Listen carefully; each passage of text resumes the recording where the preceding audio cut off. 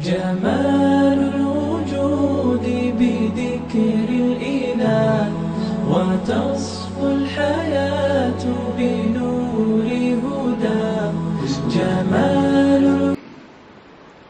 نحمده ونستعينه ونستغفره ونؤمن به ونتوكل عليه ونعوذ بالله من شرور أنفسنا ومن سيئات أعمالنا. من يهده الله فلا مضل له ومن يضلله فلا هادي له. ونشهد أن لا إله إلا الله وحده لا شريك له. ونشهد أن سيدنا وسندنا ونبينا وإمامنا وحبيبنا ومولانا محمدا عبده ورسوله صلى الله تعالى عليه وعلى آله وأصحابه وأزواجه وبارك وسلم تسليما كثيرا كثيرا. أما بعد، فقد قال الله تبارك وتعالى: من المؤمنين رجال صدقوا ما عاهدوا الله عليه فمنهم من قضى نحبه ومنهم من ينتظر وما بدلوا تبديلا.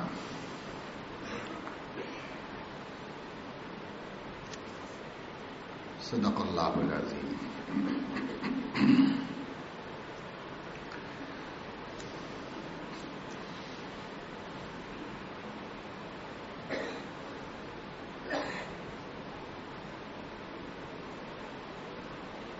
ایک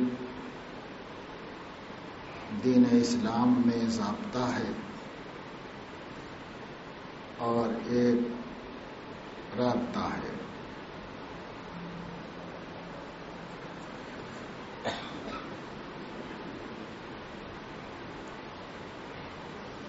ضابطے کو احکام شریعت کہتے ہیں اور رابطے کو مزاج شریعت کہتے ہیں.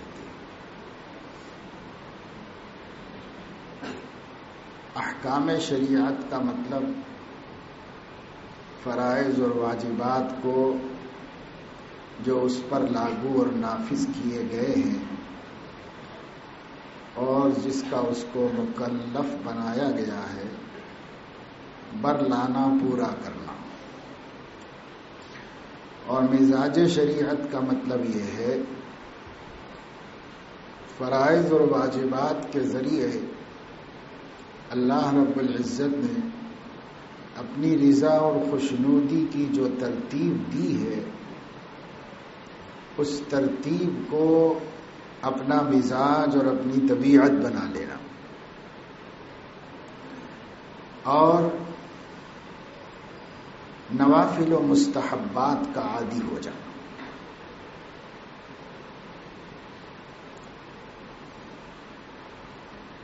احکام کی اگر کوئی شخص تکمیل کر لیتا ہے تو وہ اللہ تعالیٰ کے وعدوں کا مستحق ہو جاتا ہے اور اسے اللہ تعالیٰ کے وعدے مل جاتے ہیں. لیکن احکام کی روشنی میں بندگی کی شان پیدا کر لینا، اگر یہاں تک بھی بندے کی رسائی ہو جائے تو پھر وہ محبوب خدا بن جاتا ہے. ضابطے کے کام کا ضابطے کا بدلہ ہے اور رابطے کے تعلق کا بدلہ رابطے سے دیا جائے.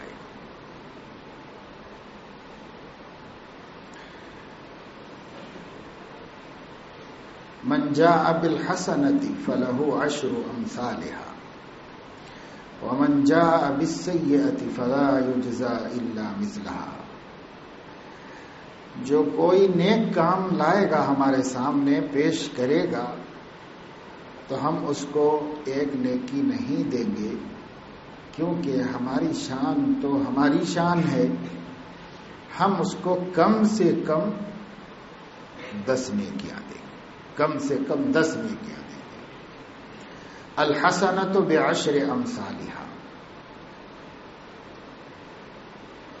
ہر نیکی 10 گنا بڑھ کر ملتی ہے، اس کا اجر، اس کا ثواب۔ مثلا ایک نماز پڑھنے پر جو اجر اللہ تعالیٰ نے مرتب فرمایا ہے، اگر وہ نماز پڑھ لیتا ہے تو اللہ تعالیٰ اس کو ایک نماز کا نہیں 10 نمازوں کا ثواب عطا فرماتا ہے۔ الحسنۃ بعشر امثالها۔ اس اصول کا تقاضا یہ تھا کہ اگر آدمی ایک نماز چھوڑ دیتا تو اس کو 10 نمازیں چھوڑنے کا گناہ ہونا چاہیے، لیکن ویسا نہیں۔ وَمَنْ جَاءَ بِالسَّيِّئَةِ فَلَا يُجْزَى إِلَّا مِثْلَهَا۔ اگر گناہ کرے گا، برائی ہمارے سامنے پیش کرے گا، تو ایک برائی کا بدلہ، ایک برائی اتنی ہی سزا ملے گی جتنے اس برائی کی سزا متعین کر دی گئی۔ اس کو دگنا 10 گنا نہیں کیا جائے گا۔ 10 گنا تو بڑی بات ہے، 2 گنا بھی نہیں کیا جائے گا، مگر یہ سب ضابطہ ہے۔ بس ایک روزے کا جو ثواب ہے، وہ روزے کا ثواب 10 گنا کر کے دے دیا جائے گا۔ زکوٰۃ دینے کا جو اجر ہے 10 گنا کر کے اس کا اجر دے دیا جائے گا۔ لیکن جو کچھ بھی مل رہا ہوگا وہ ضابطہ ہوگا، کیونکہ بندے نے بندگی بھی ضابطے کی ہے، بس قانونی بندگی کی ہے اس نے، بھئی یہ کریں گے تو یہ ثواب ملے گا، یہ کریں گے تو یہ ثواب ملے گا، اس نے بندگی کی ہے، اس بندگی کا اس کو اجر مل جائے گا۔ لیکن اگر بندہ اپنی زندگی کو اللہ تعالی کی مرضی اور اس کی چاہت کے مطابق 24 گھنٹے کی پوری زندگی بنا لے، تو اگرچہ کہ اس کو فرض نہیں کیا گیا تھا، لیکن بندے نے رابطہ اللہ تعالی سے مضبوط کیا، اور بندے نے چاہا کہ اچھا اللہ تعالیٰ کو ایسی زندگی پسند ہے اور اس نے ہماری رعایت کر کے اتنا حکم دیا ہے، مگر ہم اس کی محبت میں اس سے زیادہ کریں۔ کہا گیا تھا 5 وقت کی نماز پڑھو، 5 صلوات افترضہن اللہ، اور جی چاہے تو نفلیں بھی پڑھ لینا۔ تو 5 وقت کی نمازیں فرض، اور وَتُصَلِّيَ 12 رَكْعَةً فِي كُلِّ يَوْمٍ وَلَيْلَةٍ، 24 گھنٹے میں 12 رکعتیں اور پڑھو، تو یہ حکم ملا۔ تو وہ 5 وقت کی نمازیں پڑھی اور یہ 12 رکعتیں اور پڑھی، 2 فجر سے پہلے، 4 ظہر سے پہلے، 2 ظہر کے بعد، 2 مغرب کے بعد، 2 عشاء کے بعد 12 رکعتیں اور پڑھ لی۔ والوتر لا تترکہ فی کل لیلہ، دیکھو وتر کی نماز کسی رات چھوٹنی نہیں چاہیے۔ اچھا ٹھیک ہے بھائی، وتر بھی پڑھ لیں گے، سختی سے کہہ دیا گیا ہے کہ نہیں چھوٹنا چاہیے، خبردار، تو یہ بھی پڑھ لیں گے، اور وہ 12 کا حکم دیا گیا ہے وہ 12 بھی پڑھیں گے۔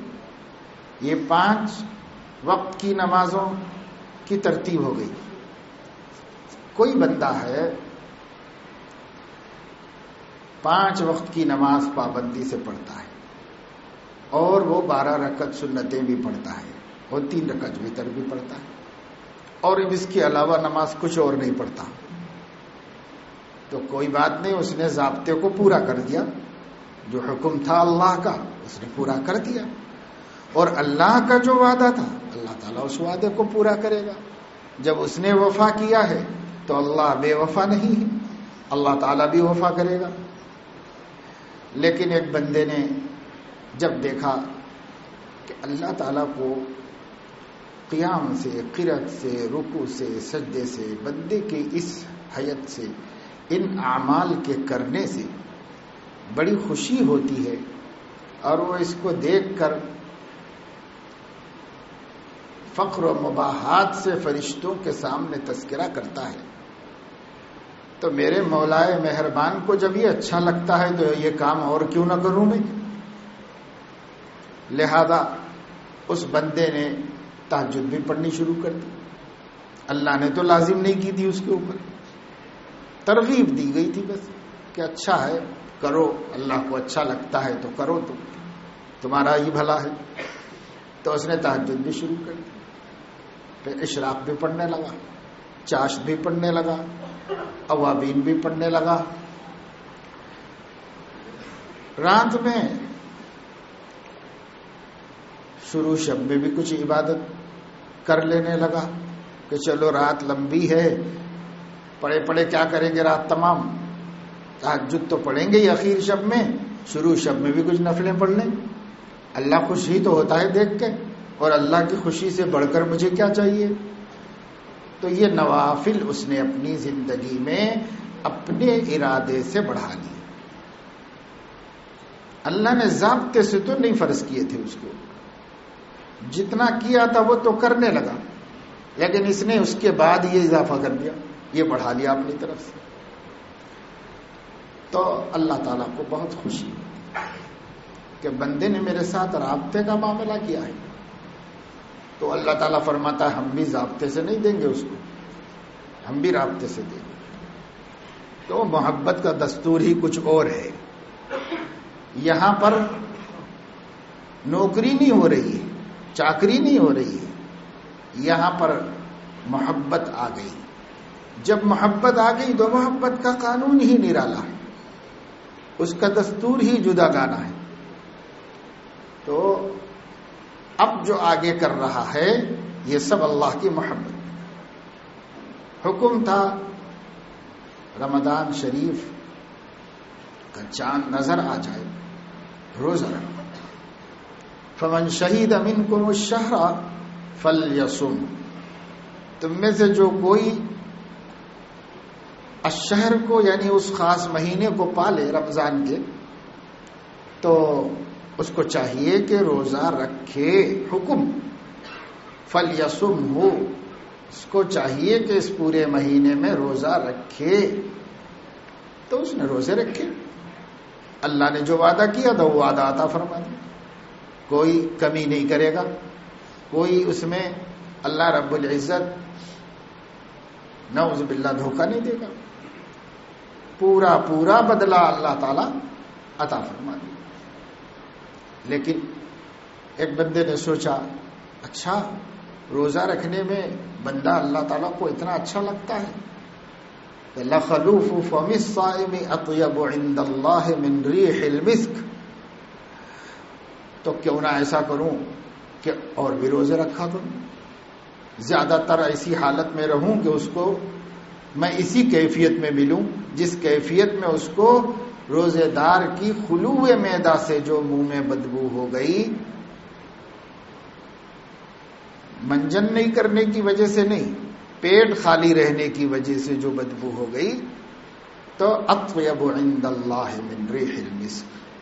اللہ تعالیٰ کو خوشبو بدبو کوئی چیز نہیں ہوتی، لیکن تعبیرات ہیں ہم کو سمجھانے کی، تعبیرات ہیں یہ ہم کو سمجھانے کی.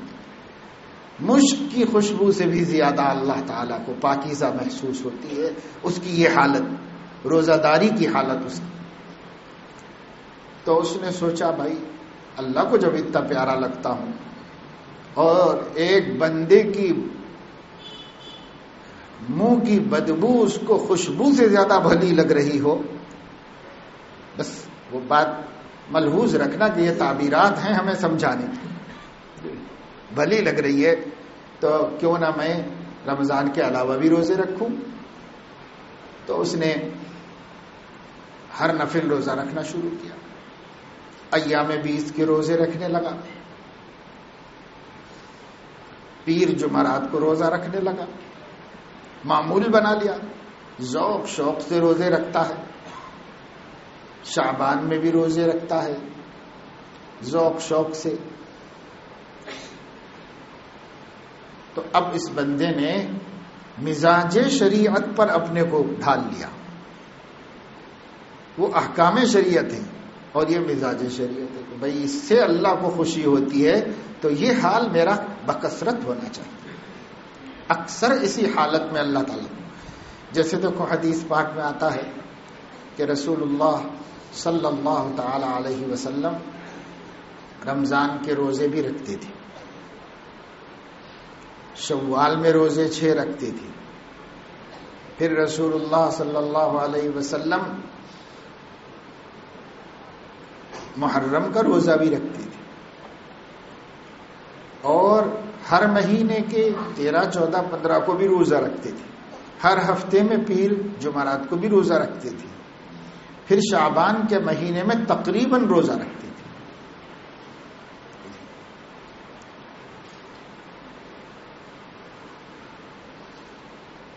تو غالباً ام سلمہ رضی اللہ تعالی عنہا ام المومنین نے پوچھا کہ بھئی روزے تو رمضان کے فرض ہیں یا رسول اللہ، میں دیکھتی ہوں کہ آپ پورا شعبان روزہ رکھتے ہیں، 2 مہینے کے روزے رکھتے ہیں۔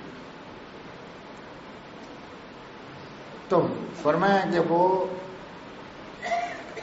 رجب اور رمضان جیسے 2 مبارک مہینوں کے بیچ میں شعبان کی کیا اہمیت ہے، بہت سے لوگوں کو اس کا علم نہیں ہے، اور میں چاہتا ہوں کہ اس مبارک مہینے میں کثرت سے روزے رکھوں اللہ تعالیٰ کی، اس حال میں اللہ مجھے دیکھے کہ میں روزہ دار ہوں، اس حال میں اللہ مجھے دیکھے۔ اور رسول اللہ صلی اللہ علیہ وسلم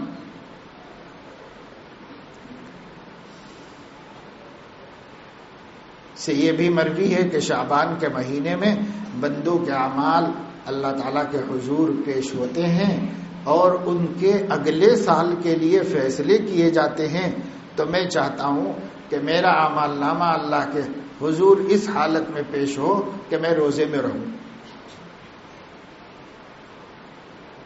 اسی طرح صبح کو سورج بلند ہونے تک ذکر میں مشغول رہتے تھے، عصر کے بعد غروب آفتاب تک مشغول رہتے تھے، اور اس عمل کو خیر من الدنیا وما فیہا فرماتے تھے، دنیا کی ساری دولتوں سے بہتر عمل ہے۔ تو کسی نے پوچھا کہ اس وقت آپ اس معمول کو کیوں پسند فرماتے ہیں؟ آپ نے فرمایا کہ اعمال نامہ مرتب کرنے والے فرشتے وہ ان کی ڈیوٹی الگ الگ ہے۔ طلوع آفتاب کے وقت میں 2 فرشتے آتے ہیں جو غروب تک اعمال نامہ لکھتے ہیں، داہنے بائیں انسان کے کندھوں پر جو فرشتے ہیں، اور پھر غروب آفتاب کے وقت میں 2 دوسرے فرشتے آتے ہیں جو ان کی چھٹی کر دیتے ہیں، اور وہ رات کے اعمال لکھنے پر مامور ہوتے ہیں۔ تو فرمایا کہ جو دن کے جاتے ہیں وہ دن بھر کا کھاتا اللہ تعالیٰ کے پاس پیش کر دیتے ہیں، اور پھر جب شام والے صبح کو پہنچتے ہیں جات کے اپنا ریکارڈ دفتر میں جمع کرا کے چلے جاتے ہیں۔ تو فرمایا میں چاہتا ہوں کہ میرے اعمال نامے کی ابتدا بھی ذکر اللہ سے ہو اور انتہا بھی ذکر اللہ پر۔ اب صبح کو میں فرشتے جب جا رہے تھے تو کیا آخری لکھ کے جائیں گے کہ اللہ کے ذکر میں مشغول تھے، یہ لکھ کر کے جائیں گے، اور جو دن والے آئے انہوں نے شروع کہاں سے کریں گے؟ اللہ کے ذکر میں ہے یہ آدمی، ذکر اللہ میں مشغول ہے تو ذکر اللہ لکھیں گے۔ جب شام کو تبادلے کے وقت ان کا آخری عمل کیا ہوگا؟ اللہ کا ذکر میں مشغول ہے، اور وہ جو نیا گروپ آیا ہے وہ کیا لکھے گا؟ اللہ کا ذکر سے رات کی ابتدا ہو رہی ہے، اللہ کا ذکر کر رہی ہے۔ تو فرمایا کہ اعمال نامہ اللہ کے حضور میرا ایسا پیش ہو جائے کہ میرے ہر دن کا آغاز یاد الہی سے ہو رہا ہو اور ہر دن کا انجام یاد الہی سے ہو رہا ہو، ہر رات کا آغاز یاد الہی سے ہو رہا ہو اور ہر رات کا انجام یاد الہی سے ہو رہا ہو، اور اس سے ہم یہ حسن ظن اللہ تعالی کے ساتھ اور یہ امید اور فال نیک رکھ سکتے ہیں کہ اگر ہم سے درمیان میں کچھ لغزشیں بھی ہوئیں تو ہمارا پروردگار ہمارے اعمال نامے کے ابتدا انتہا کی بنیاد پر ہمارا معاملہ عفو و درگزر کا فرما دے. تو وہ کیا اللہ کا حکم تھا نبی کو یہ روزے رکھنا یا ایسے ذکر کرنا اور یہ اہتمام کرنا کہ ہمارا اعمال نامہ ایسے اللہ کے سامنے پیش ہو، اس کا اہتمام کرنا یہ معمور بہا تو نہیں تھا، اس کا اللہ کی طرف سے حکم نہیں ملا تھا. لیکن یہ مزاج نبوت، مزاج شریعت ہے کہ انہوں نے جب دیکھا کہ یہ چیزیں اللہ کو اچھی لگتی ہیں تو وہ چیزیں ہم زیادہ سے زیادہ بھیجیں اللہ کے حضور. محبوب کو معلوم ہو جائے کہ فلاں چیز بہت پسند ہے تو لوگ اہتمام کر کے وہ چیز بھیجتے ہیں. دنیاوی محبوبوں کو چھوڑیے، دین کے اعتبار سے بھی آدمی کو اپنے استاد سے، پیر سے محبت ہوتی ہے، باپ سے محبت ہوتی ہے، ماں سے محبت ہوتی ہے. بیٹا کمانے لگا اور اس کو اللہ پاک نے مال دولت عطا فرمائی تو وہ ڈھونڈ ڈھونڈ کر کے اب پسند کی چیزیں بھیجتا ہے. بسا اوقات ضرورت سے زائد ہو جاتی، مگر یہ کہ ہمارے اماں کو یہ پسند ہے، ہمارے ابو کو یہ پسند ہے، ہمارے حضرت کو یہ پسند ہے، بھیجتا رہتا ہے آدمی. کیوں بھائی؟ جب معلوم ہو گیا کہ صاحب ان کی یہ پسند ہے تو وہ تو مانگ نہیں رہے ہیں آپ سے کہ بھیا بھیجا کرو مجھے، وہ تو نہیں مانگ رہے بلکہ منع بھی کر رہے ہوں کہ بھائی کیوں کرتے ہو، کیوں بوجھ اٹھاتے ہو، کیوں کرتے ہو، مت کرو. بہت سے ماں باپ کہتے ہیں نہیں بیٹا کیا ضرورت ہے، کیوں کرتے ہو، لیکن پھر بھی کر رہے ہیں، پھر بھی کر رہے ہیں. تو کون سی چیز کرا رہے ہیں؟ اب یہاں ضابطہ نہیں ہے، یہاں رابطہ ہے، محبت ہے، محبت کرا رہی ہے، محبت کرا رہی ہے. تو اگر بندے کو یہ معلوم ہو جائے کہ میرے مولائے مہربان کو روزے میں رہنا بندے کا بہت اچھا لگتا ہے تو اس نے ضابطے والا عمل تو پورا کر دیا احکام شریعت کو. اب احکام کے بعد مزاج پہ آ گیا کہ سب روزہ ہی رکھنا، جب موقع ملے روزہ رکھنا، جتنا ہو سکے روزہ رکھنا. اس کا ایک شوق بن گیا روزے رکھنا، شوق بن گیا روزے رکھ رہا ہے. ایسے نمازیں ہیں، ایسے ہی خیرات ہیں. معلوم ہوا کہ جب کوئی بندہ کسی بندے کی حاجت براری کرتا ہے تو اللہ تعالیٰ کو یہ بہت اچھا لگتا ہے.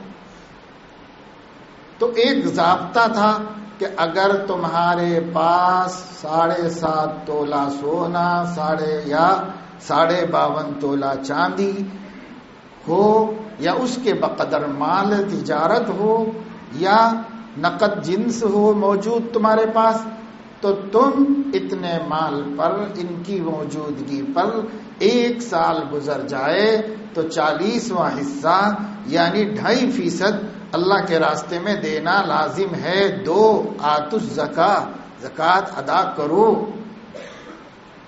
اور سنو نہیں کرو گے تو تم اس کو اچھا نہ سمجھنا، ہوشیاری نہ سمجھنا اس کو. لا يحسبن الذين يبخلون بما آتاهم الله من فضله هو خيرا لهم بل هو شر لهم سيطوقون ما بخلوا به يوم القيامة. اور تم چاہے نہ دو لیکن للہ میراث السماوات والارض، ایک دن اللہ ہی وارث ہونے والا ہے سب کا. خوشی سے دے دو تو اچھا ہے، خوشی سے نہ دو تو دیا بھی اس نے تھا، پھر وارث بھی وہی بننے والا ہے، وہی وارث بننے والا ہے. دنیا میں ایک آدمی کماتا ہے دوسرا وارث بنتا ہے، لیکن اللہ کا معاملہ یہ ہے کہ وہی دیتا ہے وہی وارث بنتا ہے، وہی وارث بن جائے گا اس کا. تو تم چاہے نہ دو مگر وارث تو وہی بننے والا ہے.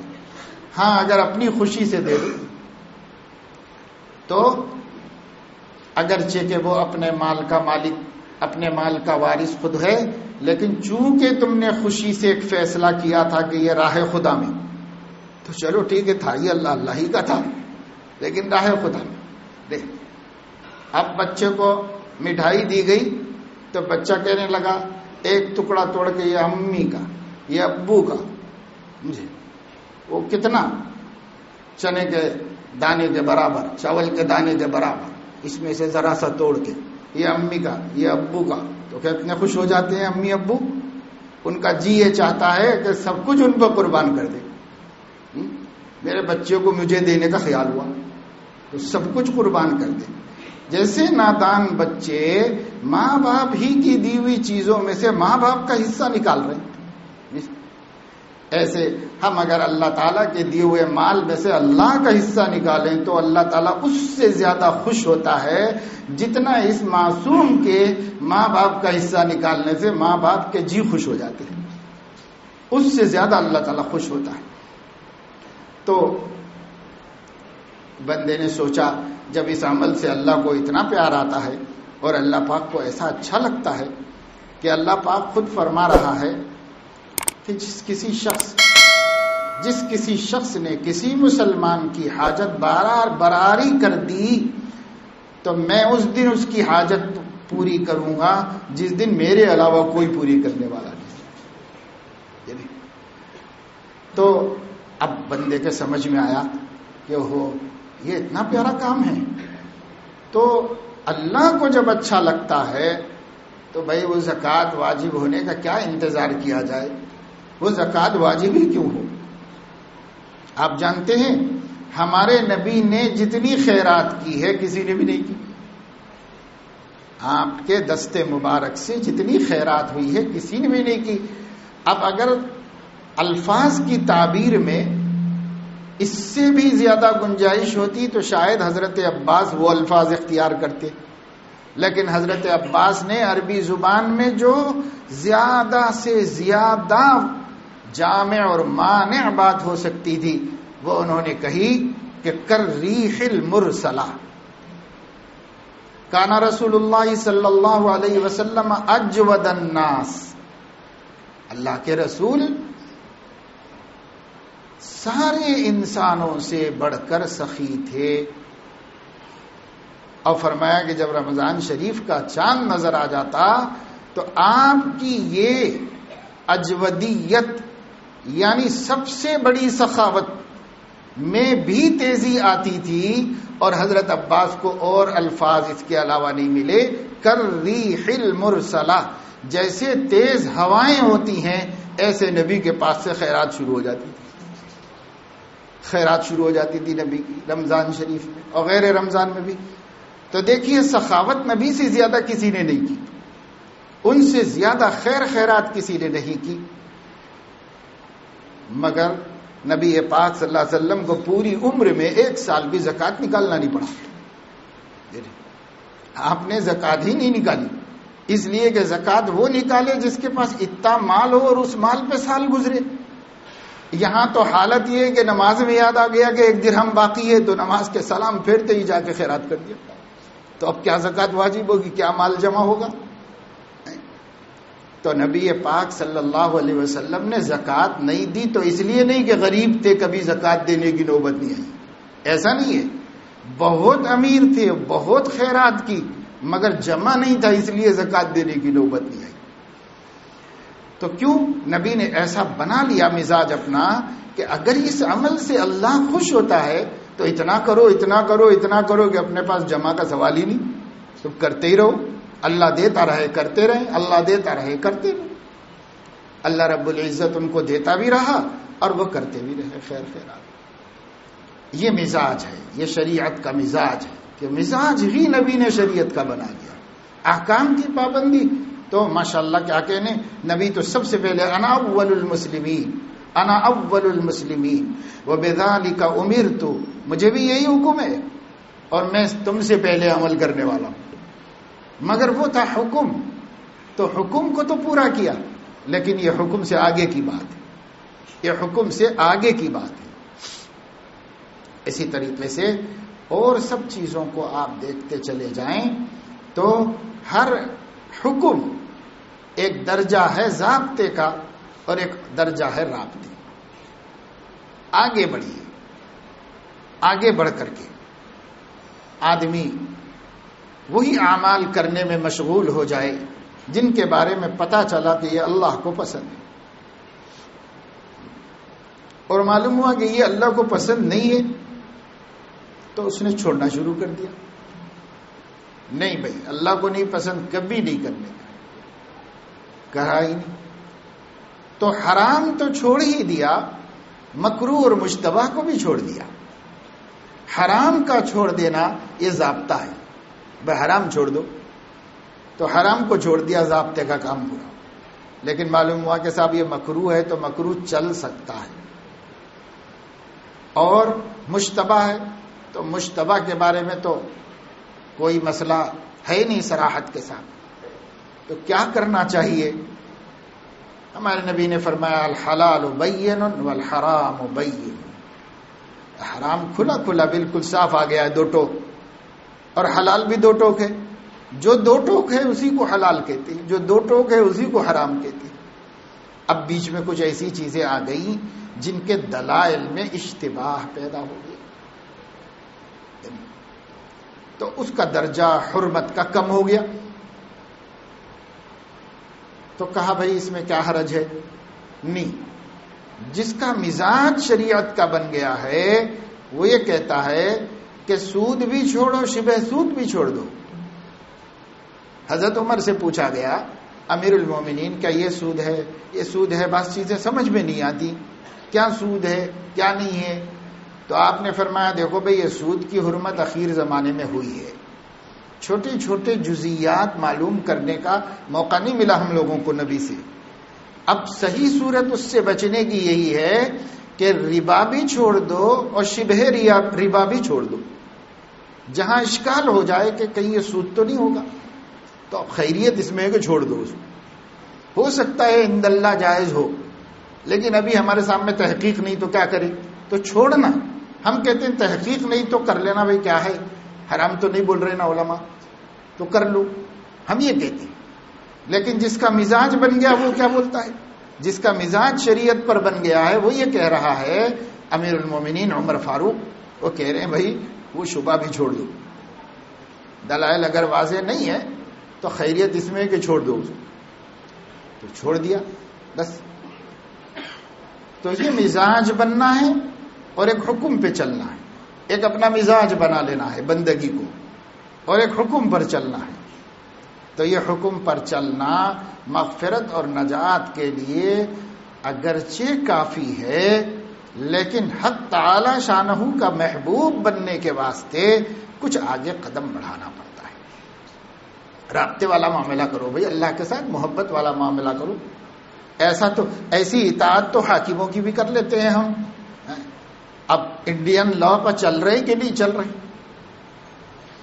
کس کو پسند ہے؟ جو پسند ہے وہ پسند ہے، بہت سے ناپسند ہے، بہت سے ناپسند ہے۔ مثلا انکم ٹیکس دینا کس کو پسند ہے بھائی؟ میں کماؤں گورنمنٹ کو کیوں دوں؟ کسی کو پسند نہیں۔ سیل ٹیکس دینا کس کو پسند ہے؟ اسی لیے احتجاج کرتے رہتے ہیں، اسی لیے مختلف قسم کے شکایات کرتے رہتے ہیں۔ تو معلوم ہوا کہ پسند تو نہیں ہے، لیکن بھائی حاکم کا حکم ہے، اس لیے بادل نخواستہ چل رہے اس کو۔ تو ایسی اطاعت کے احکام پر چلا جائے، اپنی خیریت منانے کے لیے کوئی بھی کرتا ہے، کسی کی بھی کرتا ہے، لیکن محبوب کی اطاعت اس کے حاکم ہونے کی وجہ سے ہی نہیں کی جاتی، بلکہ اس کے محبوب ہونے کی وجہ سے کی جاتی۔ تو جو بندہ اللہ کی بندگی اس کی حاکمیت کی وجہ سے کر رہا ہے وہ بھی کامیاب ہے، لیکن جو بندہ اللہ کی بندگی اس لیے کر رہا ہے کہ اگر اللہ حاکم بھی نہ ہوتے تو ہیں تو میرے محبوب، میں کیوں ان کے خلاف جاؤں؟ وہ میرے محبوب ہیں، میں تو ان کی فرما برداری کروں۔ فرض کرو وہ میرے حاکم نہ ہوتے، میرے خالق مالک نہ ہوتے، تبھی اتنے پیارے ہیں کہ میں ان کی نافرمانی نہیں کر سکتا۔ تو اس پیار کی بنیاد پر، اس محبت کی بنیاد پر جو شخص چل رہا ہے اللہ تعالیٰ کی بندگی میں، تو اس کا مزاج بندگی کا بن گیا۔ تو ایک ہے احکام شریعت اور ایک ہے مزاج شریعت، شریعت کا مزاج بناؤ۔ تو میرے دوستو، یہ جو سلوک ہے، یہ جو طریقت ہے، یہ جو تصوف ہے، یہ دراصل احکام کی پابندی کے ساتھ ساتھ مزاج بنانے کی جد و جہد ہے۔ مزاج بن جائے ہمارا، بندگی ہمارا مزاج بن جائے، ہمارا نشان، ہماری پہچان بندگی ہی ہو جائے۔ بس ہر جگہ تو ہی تو، اللہ تعالیٰ ہی یاد آتا ہے، اللہ تعالیٰ ہی کا خیال ہے، اللہ تعالیٰ ہی کی رعایت ہو رہی ہے ہر جگہ۔ جہاں دیکھو اللہ رسول کا خیال آ رہا ہے، اللہ رسول کا خیال آ رہا ہے۔ بھائی ٹھیک ہے، فلاں ناراض ہو جائیں گے مگر اللہ راضی ہو جائے گا. تو بھائی اللہ سے بڑھ کے ہم کو کون ہے؟ تو اللہ کی رضا، اللہ تعالیٰ کی رضا کے لیے. بعض لوگوں کو نفس یہ دھوکہ دے دیتا ہے، ارے کسی کا دل نہیں توڑنا، دل توڑے تو اللہ ناراض ہو جاتا، یہ دھوکہ دے دیتا ہے نفس. یہ کم علمی کی وجہ سے ہے. عربی کا ایک مقولہ ہے، حفظت شیئا وغابت عنک الاشیاء. ایک بات تو یاد رکھی تو نے اور سینکڑوں باتیں بھول گیا. تو دل نہیں توڑنا کسی کا یہ تو یاد رہا، اور اللہ تعالیٰ کا حکم نہیں توڑنا یہ بھول گیا، یہ بھول گیا. ارے بھائی کسی کا دل قیمتی ہے یا اللہ کا حکم قیمتی ہے؟ اللہ کا حکم قیمتی ہے. دل تو کیا ہے، اللہ ہی کا بنایا ہوا ہے. دل اللہ کی مخلوق ہے. ہاں بلا وجہ اپنی غرض کے لیے، اپنے نفس کے لیے کسی کا دل نہیں توڑنا چاہیے. لیکن رضا الہی کے رستے میں کسی کا دل ٹوٹتا ہے تو 1000 بار ٹوٹے، ہمیں کیا کرنا ہے؟ ہمارے سامنے تو اللہ کی رضا اور اس کا حکم کی اہمیت ہے. یہ نفس کا بڑا دھوکہ ہے، بہت سے لوگوں کو دھوکے میں ڈال دیا، بلکہ بہت سارے صوفیہ کو دھوکے میں ڈال دیا. صوفیہ کے ہاں ایک اصول ہے، وہ یہ کہتے ہیں کہ دل بدستار، مخلوق خدا کے دلوں کی حفاظت کرنا اور ان کی دل شکستگی سے بچنا یہ سب سے بڑی عبادت ہے. تو بے شک وہ بالکل صحیح کہتے ہیں، ان کی باتیں غلط تھوڑی ہیں، لیکن ان کی باتوں کو سمجھنے میں غلطی ہوتی، ان کی باتوں کو سمجھنے میں غلطی ہوتی، ورنہ ان کی بات غلط نہیں ہوتی.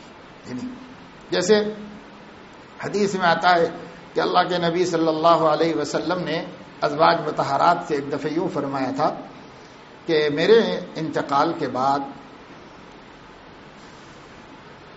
تم لوگوں میں سے، یعنی تم میری بیویوں میں سے سب سے پہلے میرے پاس وہ پہنچے گی جس کا ہاتھ لمبا ہے، لمبے ہاتھ والی پہنچے گی میرے پاس، یہ فرمایا تھا.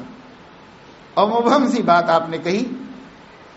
تو اب وہ ازواج مطہرات فرماتی ہیں کہ ہم لوگ آپس میں، حضرت عائشہ کا بیان ہے کہ ہم لوگ آپس میں ایک دوسرے کے ہاتھ ناپتے تھے کس کا بڑا ہے، کیونکہ نبی نے فرمایا تھا کہ پہلے وہ میرے پاس آئے گی جس کا ہاتھ بڑا ہے، یعنی لمبے ہاتھوں والی آئے گی. تو ہاتھوں کو ناپتے تھے، مگر ہاتھ کہاں لمبے تھے نہیں، سب کے ایسے ہی تھے، ملتے جلتے. وہ تھوڑا تھوڑا اندازہ قائم کرتے تھے، اس کا تھوڑا بڑا ہے، اس کی انگلی ذری بڑی ہے، ایسے. پھر جب اللہ کے نبی کا وصال ہوا تو سب اسی غم میں رہے. اور اس کے بعد رسول اللہ صلی اللہ علیہ وسلم کی جن بیوی کا غالباً حضرت میمونہ کا انتقال ہوا تو ہاتھ تو بڑا نہیں تھا. حضرت عائشہ فرماتی ہیں اس دن ہم کو سمجھ میں آیا کہ ہاتھ لمبے سے مراد جسمانی لمبائی نہیں تھی بلکہ سخاوت کی کثرت مراد تھی. سخاوت کی کثرت. ہاتھ، ارے ان کے ہاتھ بہت لمبے ہیں، مطلب بہت خرچ کرتے ہیں، بہت دیتے ہیں، یہ استعارہ تھا. تو ان کے بارے میں کہا کہ وہ اپنی محنت کچھ کرتی تھی، کچھ کام کرتی تھی، اس کام کے ذریعے سے کماتی تھی گھر بیٹھے، اور کما کے خیرات کرتی تھی، کما کے خیرات کرتی تھی. نبی پاک صلی اللہ علیہ وسلم کے کہنے کا یہ مقصد تھا کہ میری بیویوں میں پہلے اس کا انتقال ہوگا جس کی یہ سخاوت کی عادت ہے، جو بہت کثرت سے خیرات کرتی ہیں. اس صفت کو بتایا اور اس کے لیے تعبیر کی جس کے ہاتھ لمبے ہیں. تو اب بظاہر ان لوگوں نے یہی سمجھا کہ کس کے ہاتھ لمبے ہیں، بھائی کس کے ہاتھ لمبے ہیں. لیکن فرمایا نبی کی بات اس دن سمجھ میں آئی جس دن آپ کی اہلیہ کا وصال ہوا. تو اسی طریقے سے عبارت، تعبیرات جو ہوتی ہیں اس کے فہم کا فرق ہوتا ہے. تو ایک بات کہی جاتی ہے تو بات تو غلط نہیں، لیکن صحیح مفہوم بھی نکالا جا سکتا ہے، اس کا غلط مفہوم بھی نکالا جا سکتا ہے. تو کہا گیا کہ انسانیت یہ ہے کہ کسی کا دل مت توڑو. اور صوفیہ نے اپنے الفاظ میں کہا کہ طریقت میں دل شکستگی حرام ہے، کسی کا دل توڑنا حرام ہے. اپنا دل توڑتے رہو، بس اپنا دل توڑتے رہو، مگر کسی دوسرے کا دل نہ توڑو. دل شکنی یہ جائز نہیں. تو بات تو انہوں نے غلط نہیں کہی. مطلب یہ تھا کہ صوفیہ اپنے وجود سے، اپنے قول سے، اپنے عمل سے کسی کو کسی قسم کی اذیت نہیں دیتے. ہر تکلیف خود اٹھاتے ہیں مگر کسی دوسرے کو تکلیف نہیں دیتے. یہ ہے اس کا مطلب. تو جاہل صوفیوں نے یہ کہا کہ صاحب وہ بیچارے بہت محبت سے، بڑے خلوص سے شراب لا کے دیے ہیں، تو ان کا دل توڑ دیں گے تو صوفی کہاں باقی رہیں گے؟ صوفی باقی نہیں رہیں گے، لہذا ان کا دل مت توڑو. تو لے کے پی لی. ارے بھائی شراب تو حرام ہے نا، بھائی شراب حرام ہوں گی لیکن اس کا دل توڑنا اس سے بڑا حرام ہے، اس لیے ہم نے جو ہے دل نہیں توڑا اس کا. اب بہت محبت سے آ کے مریدن نے سامنے سلام علیکم کہا کہ حضرت میرے سر پہ ہاتھ پھیر دیجیے ذرا. تو اس کو دیکھنا، اس کو چھونا سب حرام قطعی ہے. لیکن پیر صاحب نے سوچا کہ بیچاری نے اتنی عقیدت سے کہا ہے، اب اگر میں اس کے سر پہ ہاتھ نہیں رکھا تو اس کا بیچاری کا دل ٹوٹ جائے گا. اور طریقت میں دل توڑنا حرام ہے، اس لیے کسی کا دل تو میں نہیں توڑ سکتا. تو یوں لوگوں کو جہالت میں، برائیوں میں، حرام کاریوں میں مبتلا کر دیا اور نام ان کا صوفیہ ہو گیا. اپنا نام انہوں نے رکھ لیا. کیوں بھائی؟ تو کہا سب بڑوں کے ملفوظات نقل کر رہے ہیں. تو بڑوں نے غلط تو نہیں کہا، لیکن جناب آپ کے سمجھ میں فطور تھا تو اس کو کیا کریں؟ آپ کے نفس کا چور تھا تو اس کو کیا کریں؟ لیکن بڑوں نے تو غلط نہیں کہا، بڑوں نے تو بالکل صحیح کہا. اپنے اغراض کے لیے کسی کی دل شکنی مت کرو، اپنے اغراض کے لیے مت کرو. لیکن اللہ کے حکم کے مقابلے پر آ جائے تو اللہ کے حکم سے جو ٹکرائے گا وہ ٹوٹنا ہی چاہیے، اس کو ٹوٹنا ہی چاہیے. اس کو بچانے کا کیا سوال ہے؟ اس کو بچانے کا کوئی سوال نہیں. اللہ کے حکم سے ٹکرائے گا، ٹوٹے گا، خود ہی پاش پاش ہو جائے گا. تو حکم کی اہمیت سمجھنا. تو مشہور ہے نہیں کہ وہ سلطان محمود نے کہا تھا کہ یہ میرا ہیرا توڑ دو. تو ایک وزیر نے جو ہے کہا کہ حضور یہ بہت قیمتی ہے، اس کو مت توڑیے. اس نے دوسرے کو کہا، اس نے بھی نہیں توڑا. اس نے تیسرے کو کہا، اس نے بھی کہا حضور یہ بہت قیمتی ہے، اس کو توڑنا نہیں چاہیے. ہم آپ سے بے وفائی نہیں کر سکتے. ہم جانتے ہیں کہ اس کی قیمت میں تو ایک ایک ملک خریدا جا سکتا ہے، اس کو نہیں توڑا جائے. آخر میں اس نے ایاز سے کہا، ایاز بھی اس کا ایک خادم تھا. تو اس نے ایاز سے کہا کہ ایاز تم ہی توڑ دو. تو اس نے کہا کہ کیا یہ آپ کا حکم ہے؟ کہا میں کہہ رہا ہوں، میں حکم ہی دے رہا ہوں تو توڑ دو. ایک پتھر اٹھایا، وہ ہیرا رکھ کے چکنا چور کر دیا. قصہ ختم. کروڑوں کو مٹی پلید کر دیا بیٹھے بیٹھے. لوگوں نے کہا کہ دیکھو ایسا احمقانہ کام کرتا ہے، پھر بھی بادشاہ اس کو مقرب بنائے ہوئے. اور بادشاہ بھی کچھ ان کو ہی جتانا چاہتا تھا. تو بادشاہ نے پوچھا بھئی آپ لوگوں نے کیوں نہیں میرے حکم کی تعمیل کی؟ تو حضور ہم آپ کے وفادار ہیں، ہم آپ کے خیر خواہ ہیں، آپ کے نمک خوار ہیں، آپ سے کیسے ہم بے وفائی کر سکتے ہیں؟ اس لیے ہم نے آپ کو نقصان نہیں پہنچایا. اس سے پوچھا کہ تجھے بے وقوف نہیں پتا تھا یہ عقل مند لوگ اتنے عقلا ہیں اور ان لوگوں نے اتنی قیمتی چیز کی حفاظت کی اور تجھے کچھ عقل نہیں آئی؟ خود سے نہیں سمجھتا تو ان لوگوں کے کہنے سے تو سمجھتا ہوتا. تو کہنے لگا کہ حضور سب سمجھتا ہوں کہ اس کی قیمت کتنی ہے، اور یہ لوگ جتنا جانتے ہوں گے اس سے کچھ زیادہ ہی میں جانتا ہوں کہ اس کی کیا وقعت ہے. لیکن میں کیا کروں کہ میرے دل میں آپ کے حکم کی وقعت اس ہیرے کی قیمت سے بھی زیادہ تھی. اس لیے میں نے حکم نہیں توڑا. جب دو چیزیں ٹکرا گئی تو جو زیادہ قیمتی ہے اس کو میں نے بچا لیا، جو اس سے کم قیمتی تھا اس کو توڑ دیا. تو زیادہ قیمتی تو آپ کا حکم تھا آقا، تو حکم نہیں توڑا. ہیرا اتنا قیمتی نہیں تھا جتنا آپ کا حکم ہے. تو دیکھو اس غلام کو کیسی وفاداری تھی. ایسی وفاداری اور ایسی سچی سمجھ ہم لوگوں کو اللہ تعالیٰ کے مقابلے میں نہیں آ رہی. اللہ تعالیٰ کا حکم کیا ایاز کی نظر میں محمود کا جو حکم تھا ہم لوگوں کی نظر میں اللہ کے حکم کی وہ قیمت بھی نہیں؟ اگر ہوتی تو پھر ہم یہ ہیلے بہانے نہ کرتے، اللہ کے حکموں کو پورا کرتے. اللہ کے حکموں پہ چلو. تو ایک ہے درجہ حکموں کو پورا کرنے کا، اور ایک ہے درجہ محبوب کی چاہتوں کو جان کر محبوب کی چاہتوں پر جینے کا. اللہ کو نماز پسند ہے، بس جو مکروہ حرام وقت ہیں وہ تو ممنوع ہے. ممنوع کو چھوڑ کر ایک شوق ہے کہ نماز پڑھوں تو پڑھے جا رہا ہے نفلیں ایک کے بعد ایک. اور اللہ کو روزہ پسند ہے تو حرام دنوں کو چھوڑ کر، جن دنوں میں روزہ رکھنا حرام ہے، ان 5 دنوں کو چھوڑ کر سال بھر کا شوق یہی ہے کہ آج موقع ملے تو روزہ رکھ لوں، موقع ملے تو روزہ رکھ لوں. بس یہی چاہتے اور رکھتے چلا جا رہا ہے روزے. معلوم ہوا کہ اللہ کی چاہت یہ ہے کہ خیر خیرات کیا جائے. دولت کو سمیٹ کر جوڑ کر چھپانے کے بجائے دولت کو پھیلا کر دلوں کو جیت لینا چاہیے. یہ جو صوفی صاحب کسی کی دل شکنی نہیں کرتے نا، تو ان کو اگر میراث کی دولت مل جائے اور بہن آ کے کھڑے ہو جائے تو میرا حصہ دے دو بھائی، تو تب دل ول کچھ نہیں دیکھیں گے. یہ دل کے 25 ٹکڑے ہو جانے، کچھ ہو جائے. یہ تو نہیں تمہاری شادی کر دی ہے نا، تم کو پال کے پڑھا کے بڑا ختم، قصہ ختم. جاؤ گھر کو نہیں آنا ادھر ہمارے. بس کیوں بھائی؟ اب دل شکنی کہاں گئی؟ دل شکنی حرام تھی نا، اب کہاں گئی دل شکنی؟ تو اب کوئی بات نہیں، وہ نہیں اللہ کا حکم ایسا ہی. لا حول ولا قوت الا باللہ. یہ نفسانیت ہے. حضرت حکیم الامت فرماتے ہیں یہ شاہ صاحب نہیں، یہ سیاہ صاحب ہے. پورا دل دماغ سیاہ ہو گیا ہے ان کا، گناہوں سے، نافرمانیوں سے. یہ نہیں.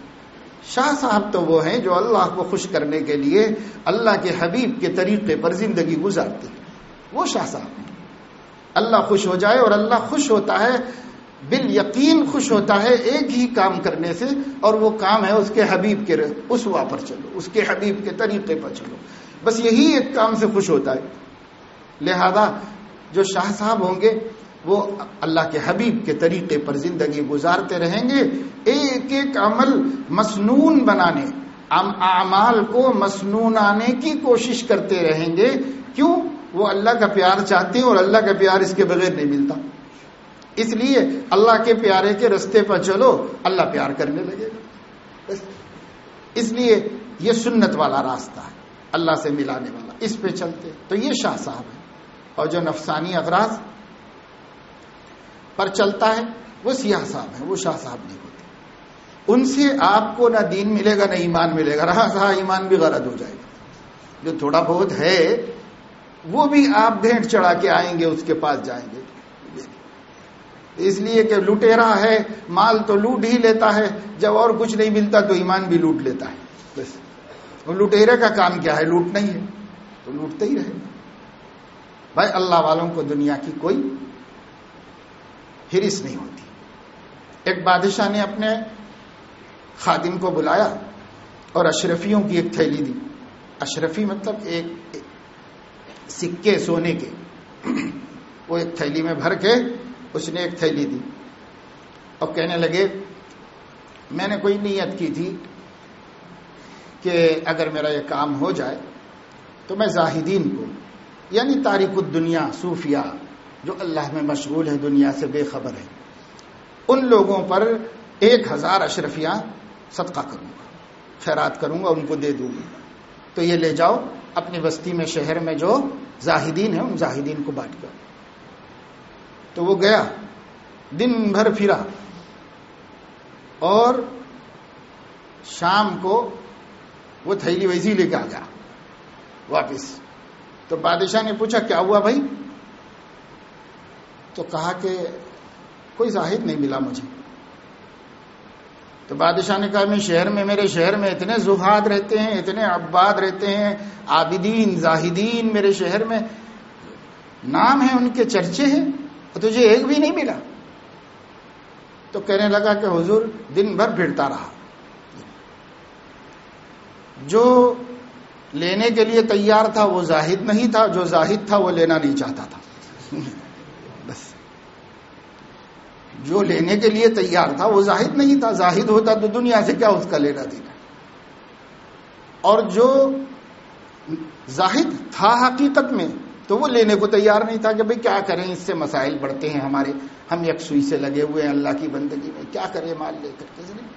جیسے حضرت حجت الاسلام مولانا قاسم نانوتوی رحمۃ اللہ علیہ کو نواب صاحب نے بہت سارے پیسے، حضور لے لیجئے تب بھی چاندی سونے کے سکے ہی چلتے تھے، حضور لے لیجئے. حضرت نے فرمایا بھائی جو میری آمدنی ہے کافی ہو جاتی ہے، اس میں سے بھی کچھ بچ جاتا ہے تو میرے ذہن پر بارے گرا رہتا ہے، مستحق کو دیکھو بھائی دے دو، اور اس کے دینے کے لیے مجھے خود الجھن سی رہتی ہے، یکسوئی متاثر ہوتی ہے، جمعیت خاطر سے محروم ہو جاتا ہوں. اللہ کے بہت کرم ہے، میرا اپنی آمدنی بھی بچ جاتی ہے، ضرورت نہیں حضور میری خواہش ہے، میری آرزو، میں اکل حلال سے لایا ہوں، بڑی محنت سے کماتا ہوں. سب ٹھیک ہے بھائی، تمہارے اوپر میں تھوڑی تہمت لگا رہا ہوں کہ تم حرام لائے ہو، مگر میرے لیے الجھن کا سبب ہے. خدا کے واسطے لے کے چلے جاؤ، مجھے نہیں چاہیے، خدا کے واسطے واپس لے جاؤ. وہ غریب لے کے گیا اٹھ کر کے، تو ادھر ادھر دیکھا کہ حضرت نے تو لیے نہیں. اب زیادہ علم نہیں ہوتا ہے بعض لوگوں کو، اس نے دیکھا کہ حضرت کی جوتیاں باہر رکھی ہوئی، اس کے اوپر انڈیل دیا سب کہ وہ نہیں لیتے تو ان کی جوتیوں میں ڈال چلا گیا. جب حضرت فارغ ہو کے نکلے تو جوتیاں کہاں ہیں، ادھر ادھر دیکھا رہے. کسی نے دیکھا کہ صاحب جوتیاں جو ہے وہ اشرفیوں کے نیچے ہیں، اور کہا یہ ہے اپنی جوتی. تو فرمایا دیکھ لو بھائی، ہم دنیا سے جان چھڑا رہے ہیں اور ہم دنیا سے بیزار ہو رہے ہیں، لیکن دنیا آ کے ہماری جوتیوں میں پڑ رہی ہے، اور جو دنیا کے پیچھے پھر رہے ہیں وہ بھگا رہی ہے ان کو، جتنا اس کے پیچھے دوڑ رہے ہیں اتنا بھگا رہی. حیران پریشان ہیں، کیا کریں صاحب، یہ منصوبہ بنائے تھے، وہ منصوبہ بنائے تھے، سب منصوبے خاک میں نہیں تھوڑا ہی ملتی. ہمارے نبی نے معراج میں دیکھا ایک بڈھی کھوسٹ عورت، انتہائی بڑھیا، جس کا کمر جھک گئی ہے، آنتیں گل گئی ہیں، دانت ٹوٹ گئے ہیں، بال سفید ہو گئے ہیں، انتہائی بڑھیا، مگر بہت زیب و زینت کے لباس میں آراستہ تھا. تو وہ آپ کو اپنی طرف بلاتی تھی. جبرائیل نے کہا کہ دھیان نہ دیجیے، آپ نے دھیان نہیں دیا. بعد میں پوچھنے پر بتایا کہ وہ دنیا کو مثال میں پیش کیا اللہ نے.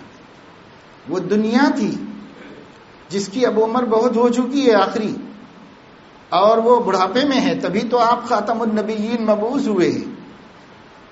وہ بڑھاپے میں ہے اور اتنی کھوسٹ، بد شکل، بد حیت ہو گئی ہے، لیکن بنتی سنورتی بہت ہے، اور سب کو دعوت دیتی ہے، اپنی طرف بلاتی ہے، اور جو متوجہ ہوتا ہے تباہ ہو جاتا ہے، برباد ہو جاتا ہے. آپ نے توجہ نہیں فرمائی، آپ پر دنیا کا کوئی غلبہ نہیں چلے گا. یہ نہیں تو یہ مطلب نہیں ہے کہ انسان کمائے نہیں، جمائے نہیں، ضروریات کا خیال نہ کرے، بال بچوں کا فکر نہ کرے. اگر کسب حلال کو جوڑنا، جمع کرنا ممنوع ہوتا تو زکوٰۃ کیوں فرض ہوتی؟ زکوٰۃ فرض ہونے کا مطلب یہ ہے کہ بھئی اتنا پیسہ تو رکھ ہی سکتے ہو، تبھی تو زکوٰۃ فرض ہوئی ہے. ورنہ یہ کہا جاتا کہ وہ سب کیوں رکھا ہوا ہے، سب نکالو پھینکو سب باہر. یہ تو نہیں کہا گیا کہ بھائی رکھ لو، اس میں سے بھی 97.5% رکھ لو، 2.5% غریبوں کو دے دو. اتنا رکھ کے نہ دینا سنگ دلی کی بات ہے. اتنا جب تمہارے پاس ہے تو دو دوسروں کو دو. تو سکھایا گیا کہ مال سمیٹا نہیں جاتا ہے، مال پھیلایا جاتا ہے. ایسے جمع کرتے جاؤ اور پھر اس کی نکاسی کرتے جاؤ، نکاسی بھی کرتے جاؤ ساتھ میں. اگر نکاسی نہ کرو تو بزرگوں نے مثال دی ہے، کنویں سے پانی نکالنا بند کر دیں گے تو کنویں کے اندر پانی آنا بھی بند ہوگا، اور جو پانی ہے وہ سڑ بھی جائے گا. اس لیے خیر خیرات کرتے رہو تو آمدنی بھی رہے گی، برکت بہت، اس لیے کہ اللہ کا وعدہ ہے الحسنۃ بعشر امثالھا، 10 گنا بڑھے گا، 10 گنا۔ جب بھی راہ خدا میں دیں گے تو 1 روپیہ دیں گے تو 10 روپے ملیں گے، اور 10 روپے دیں گے تو 100 روپے ملیں گے، اور 100 روپے دیں گے تو 1000 روپے ملیں گے ملیں گے ملیں گے۔ اگر ایمان ہے تو ضمیر کی یہی آواز ہے، اور اگر کوئی اللہ پہ بھروسہ کر کے دیکھ لے تو اللہ تعالیٰ اس کو تجربہ کرا بھی دے گا۔ اب یہ اور بات ہے کہ صاحب وہ ہم اگر گنیں کہ 10 ہے کہ نہیں ہے، تو کوئی ضروری نہیں ہے کہ وہ گن کے 10 ہو، لیکن اللہ تعالیٰ 10 گنا ہمیں کسی نہ کسی رستے سے دے دے گا، کسی نہ کسی رستے سے دے دے گا۔ ایسا کوئی ضروری نہیں ہے کہ آپ 10 روپے خیرات کر کے سوئے تھے تو صبح تکیے کے نیچے 100 روپے رکھے ہوئے تھے، تو ایسا کوئی ضروری نہیں، اللہ کسی راستے سے دے گا۔ ممکن ہے اللہ تعالیٰ ہماری نوکری اس مہینے میں برخاست کر دینا مقدر فرمائے تھے ہوں، اور ہم نے خیرات کی تھی تو اللہ نے ہماری نوکری بڑھا دی، پتہ ہی نہیں چلا ہم کو، ہم سمجھے میں تو نوکری کر رہا تھا، میرے تو اللہ میاں دیے نہیں پیسے، تو تجھے کیا معلوم نادان، تو پیدل ہو جانے والا تھا یہ مہینے میں، اور اللہ پاک نے تیری نوکری بچا لی، خیرات کی برکت سے، صدقے کی برکت سے اللہ نے بچا لی۔ تو کوئی ضروری نہیں ہے کہ وہ نوٹوں کی شکل میں ملے، یہ کوئی ضروری نہیں ہے، اللہ کے دینے کے 1000 ڈھنگ ہیں، اپنی شان سے دیتا ہے، وہ عطا کرنے والا ہے، مگر دھوکہ نہیں، جھوٹ نہیں، اللہ کے پاس نعوذ باللہ وعدہ خلافی نہیں، مکرنے والا نہیں اللہ تعالیٰ تو وعدہ پورا کرنے والا ہے، ان اللہ لا یخلف المیعاد۔ تو اس لیے دوستو مزاج شریعت پر آنا یہ ہے طریقت، ہمارا مزاج بن جائے کہ ہم وہی کریں جو اللہ کو اچھا لگتا ہو، اس کے حبیب کو اچھا لگتا ہو، دونوں کا اچھا الگ نہیں ہے۔ آپ یہ کہہ لو کہ رسول کو اچھا لگتا ہے، یا یہ کہہ لو کہ اللہ کو اچھا لگتا ہے، دونوں کا اچھا لگنا الگ الگ نہیں ہے۔ اللہ کو وہی اچھا لگتا ہے جو رسول کو اچھا لگتا ہے، رسول کو وہی اچھا لگتا ہے جو اللہ کو اچھا لگتا ہے، دونوں میں کوئی تضاد نہیں ہے تو اللہ اللہ اور نبی نبی، یہ تو بہت بڑا فرق ہے، لیکن چاہت میں کوئی تضاد نہیں ہے، نبی وہی چاہتے ہیں جو اللہ چاہتا ہے، اس لیے کہا گیا من یطع الرسول فقد اطاع اللہ۔ ہاں یہ بہت بڑی ضمانت ہے جو اللہ نے دی ہے نبی کو، بہت بڑی ضمانت اللہ تعالیٰ نے نبی کو دی ہے، من یطع الرسول فقد اطاع اللہ، کتنے بھروسے سے اللہ نے فرما دیا کہ تم ان کی بھی کر لو گے تو میری ہوگی، وہ ایسا میں نے بنایا ہے اپنے حبیب کو، بس ان کی کر لو، ان کی بھی کر لو گے تو میری ہوگی، اور میری کرو گے تو بھی میری ہوگی، بس یہ ہے اللہ تعالیٰ نے ان کی اطاعت کو اتنے زبردست سند اللہ تعالیٰ نے ان کی اطاعت کو دی ہے، نبی پاک صلی اللہ علیہ وسلم کا یہ مقام اللہ پاک نے بنایا۔ تو یہ مزاج بنانے کی محنت کرنا، بس ہر شخص کوشش کرے، اس بات کی فکر کرے کہ صاحب ہمارا ایسا مزاج بن جائے، بس وہ جو اللہ تعالیٰ کی چاہتے ہیں وہی ہماری چاہتیں بن جائیں، وہ جو چاہتا ہے وہ میں کروں، بس معلوم ہونے کی دیر ہے، معلوم ہونے کی دیر ہے کہ یہ اللہ کو پسند ہے، یہ اس کے حبیب کی پسند ہے، بس معلوم ہونے کی دیر ہے، اور جو معلوم ہو گیا وہ معمول بن گیا، اور جو معلوم نہیں ہوا تو نہیں ہونے کی وجہ سے شاید رکا ہوا ہو، لیکن جیسے معلوم ہو گیا پھر وہ معمول بن گیا، یعنی ہمارے عمل میں آ گیا۔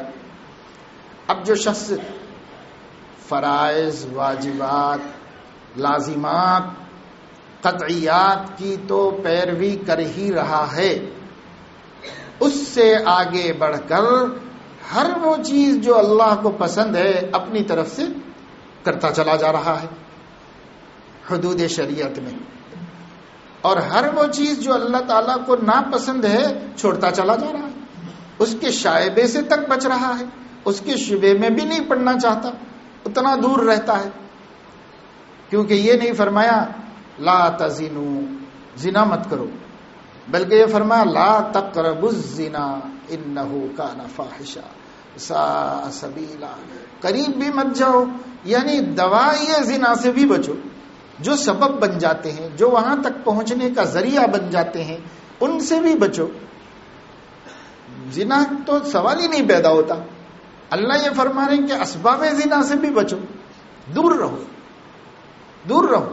لا تقربوا، اتقوا اتقوا تو اللہ فرماتا ہے، لیکن اتقوا نہیں سمجھ میں آتا ہوگا کسی بندے کو، تو سیدھا سیدھا عام الفاظ میں فرما لا تقربوا، قریب مت جاؤ. عرب کا ہر بدو، ہر بچہ اور ہر ساربان، ہر اونٹ ہانکنے والا، ہر بکریاں چرانے والا، سب لا تقربوا کے معنی جانتے ہیں. اور وہ تو اتنا ہو گیا کہ ہم اردو میں بھی جانتے ہیں. قریب کا لفظ اردو میں بہت استعمال ہوتا ہے نا، تو اردو میں بھی جانتے ہیں. اردو والے بھی لا تقربوا بولے تو اتنا تو سمجھتے ہیں کہ قریب مت جاؤ بول رہے ہیں، شاید بولتے اتنا تو سمجھ میں آتا لا تقربوا. تو اتنا عام فہم میں فرمایا کہ بھائی اتقوا اتقوا نہیں سمجھ میں آتا تو ٹھیک ہے، اس کے لیے تھوڑے علم کی ضرورت ہے، گہرائی کی ضرورت ہے، وہ نہ سمجھو کوئی بات نہیں، لیکن لا تقربوا تو سمجھتے ہو نا. تو لا تقربوا، لا تقربوا الفواحش ما ظہر منہا وما بطن. جو ظاہری فواحش ہیں ان کے بھی قریب نہیں جانا، اور جو باطنی ہیں، کبر ہے، ریا ہے، غصہ ہے، وہ کیا کیا بلائیں ہیں، اسے ادھر بھی نہیں جانا، اس کے قریب بھی نہیں، اس کے قریب بھی نہیں. اس لیے کہ اگر ظاہر بنا لیا اور باطن فاسد ہے تو بھی کام نہیں چلے گا، اور باطن سنور گیا ظاہر فاسد ہے تو بھی کام نہیں چلے گا. ہم تو پابند ہیں وَذَرُوا ظَاهِرَ الْإِثْمِ وَبَاطِنَهُ، ظاہری گناہوں کو بھی چھوڑو، باطنی گناہوں کو بھی چھوڑو. تو معلوم کرنا ہر مسلمان پر لازم اور ضروری ہے کہ ظاہر کے گناہ کیا ہیں، باطن کے گناہ کیا ہیں، ظاہر کی نیکیاں کیا ہیں، باطن کی نیکیاں کیا ہیں. معلوم کریں. معلوم کریں گے تو خود بخود پتہ علم میں بات رہے کہ چھوٹ جائے. نیت صادق ہے اگر ہماری، ہم سچے مرید ہیں، یعنی اللہ کو مراد بنائے ہوئے ہیں. مرید اس کو، مرید اس میں فاعل ہے، تو مرید کا کوئی اس میں مفعول ہوگا؟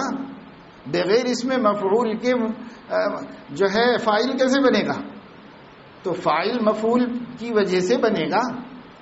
تو اگر ہم مرید ہیں تو ہمارا کوئی مراد ہے، تو مراد کون ہے بھائی؟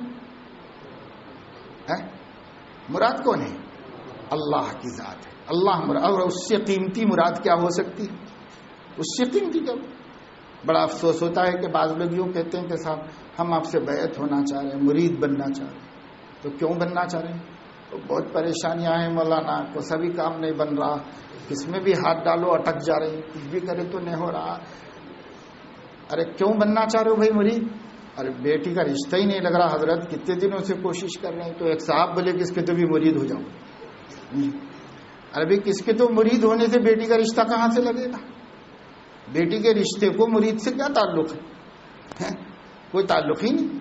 مگر یہ ہے کہ علم نہ ہونے کی وجہ سے یا غلط علم ہونے کی وجہ سے لوگ مراد ہی متعین نہیں کر پا رہے.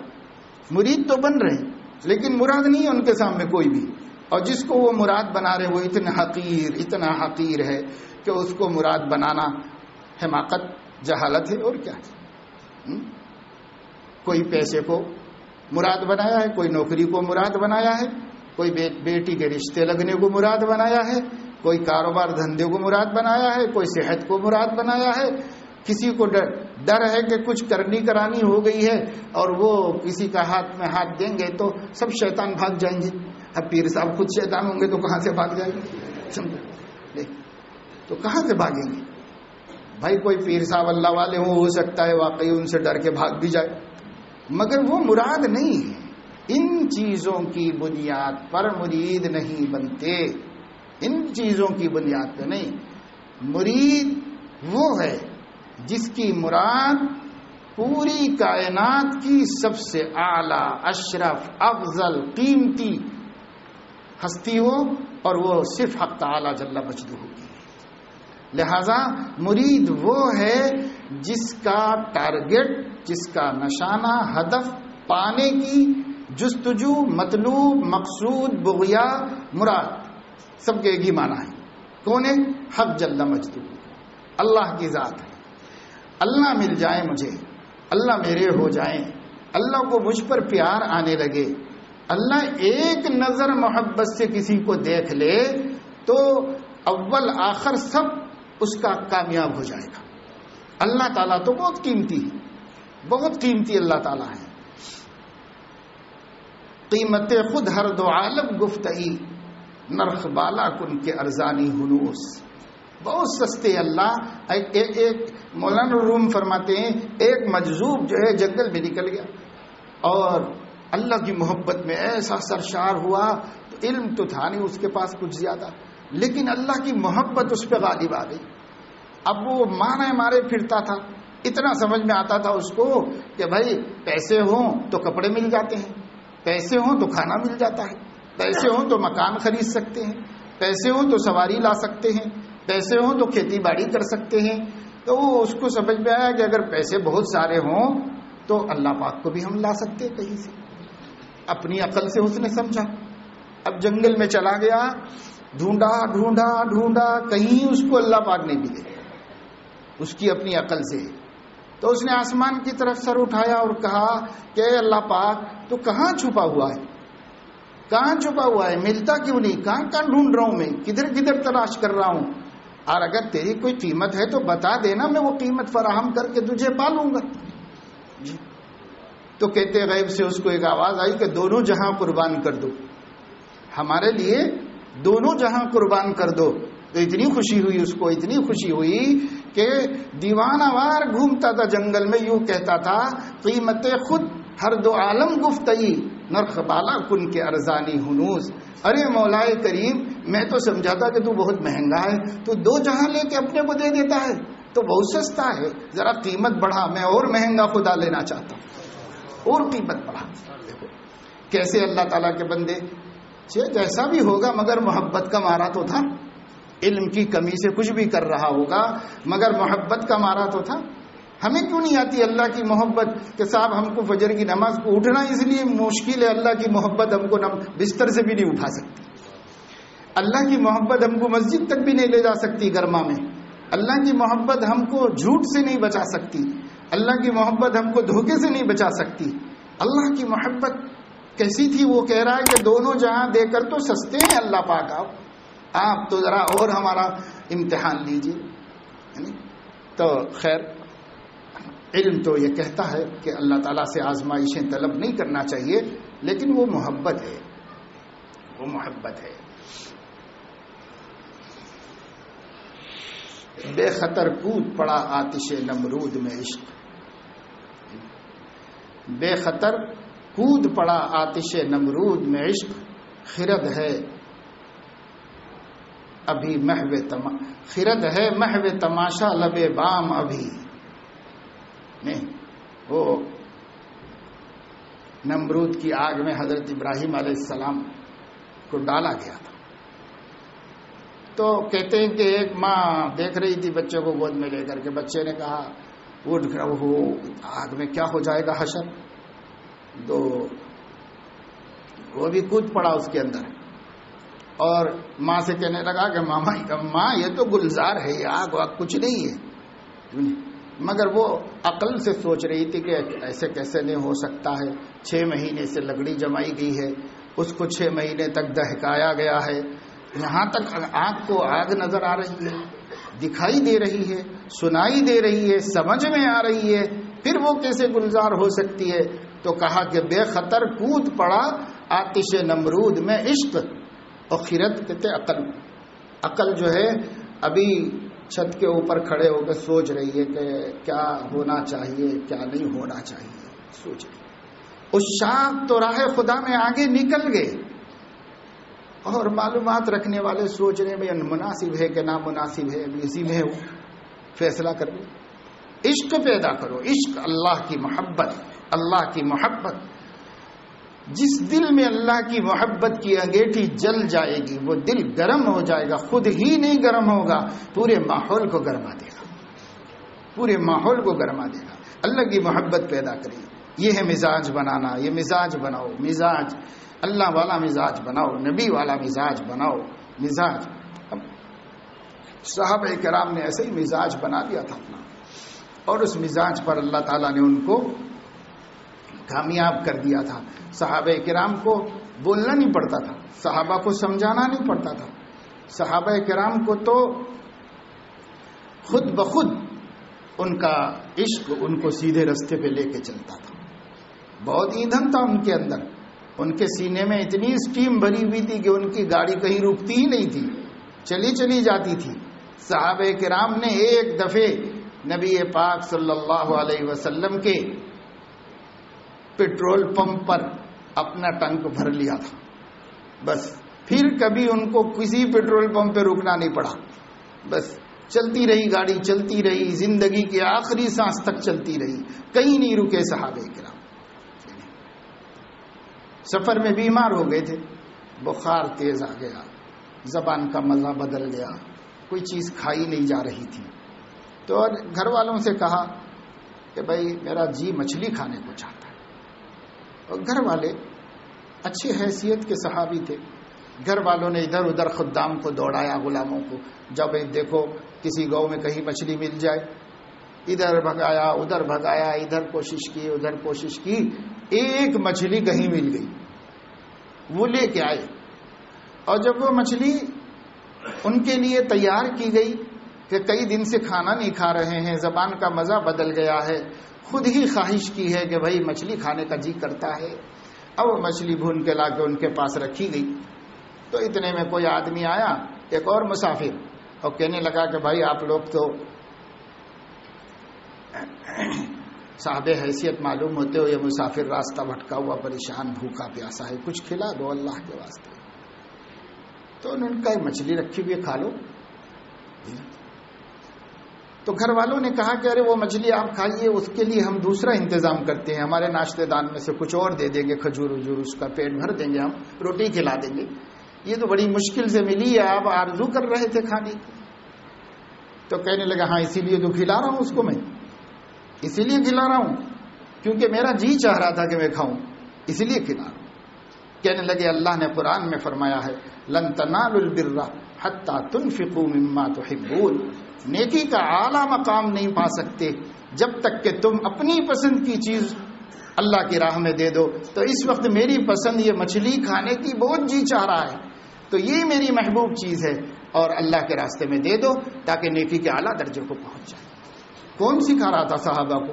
حالانکہ یہ فرض تھا ان کے اوپر، یہ فرض نہیں تھا بھائی سائل کو کچھ بھی دے دو، جو بھی دے دو بس کافی ہے۔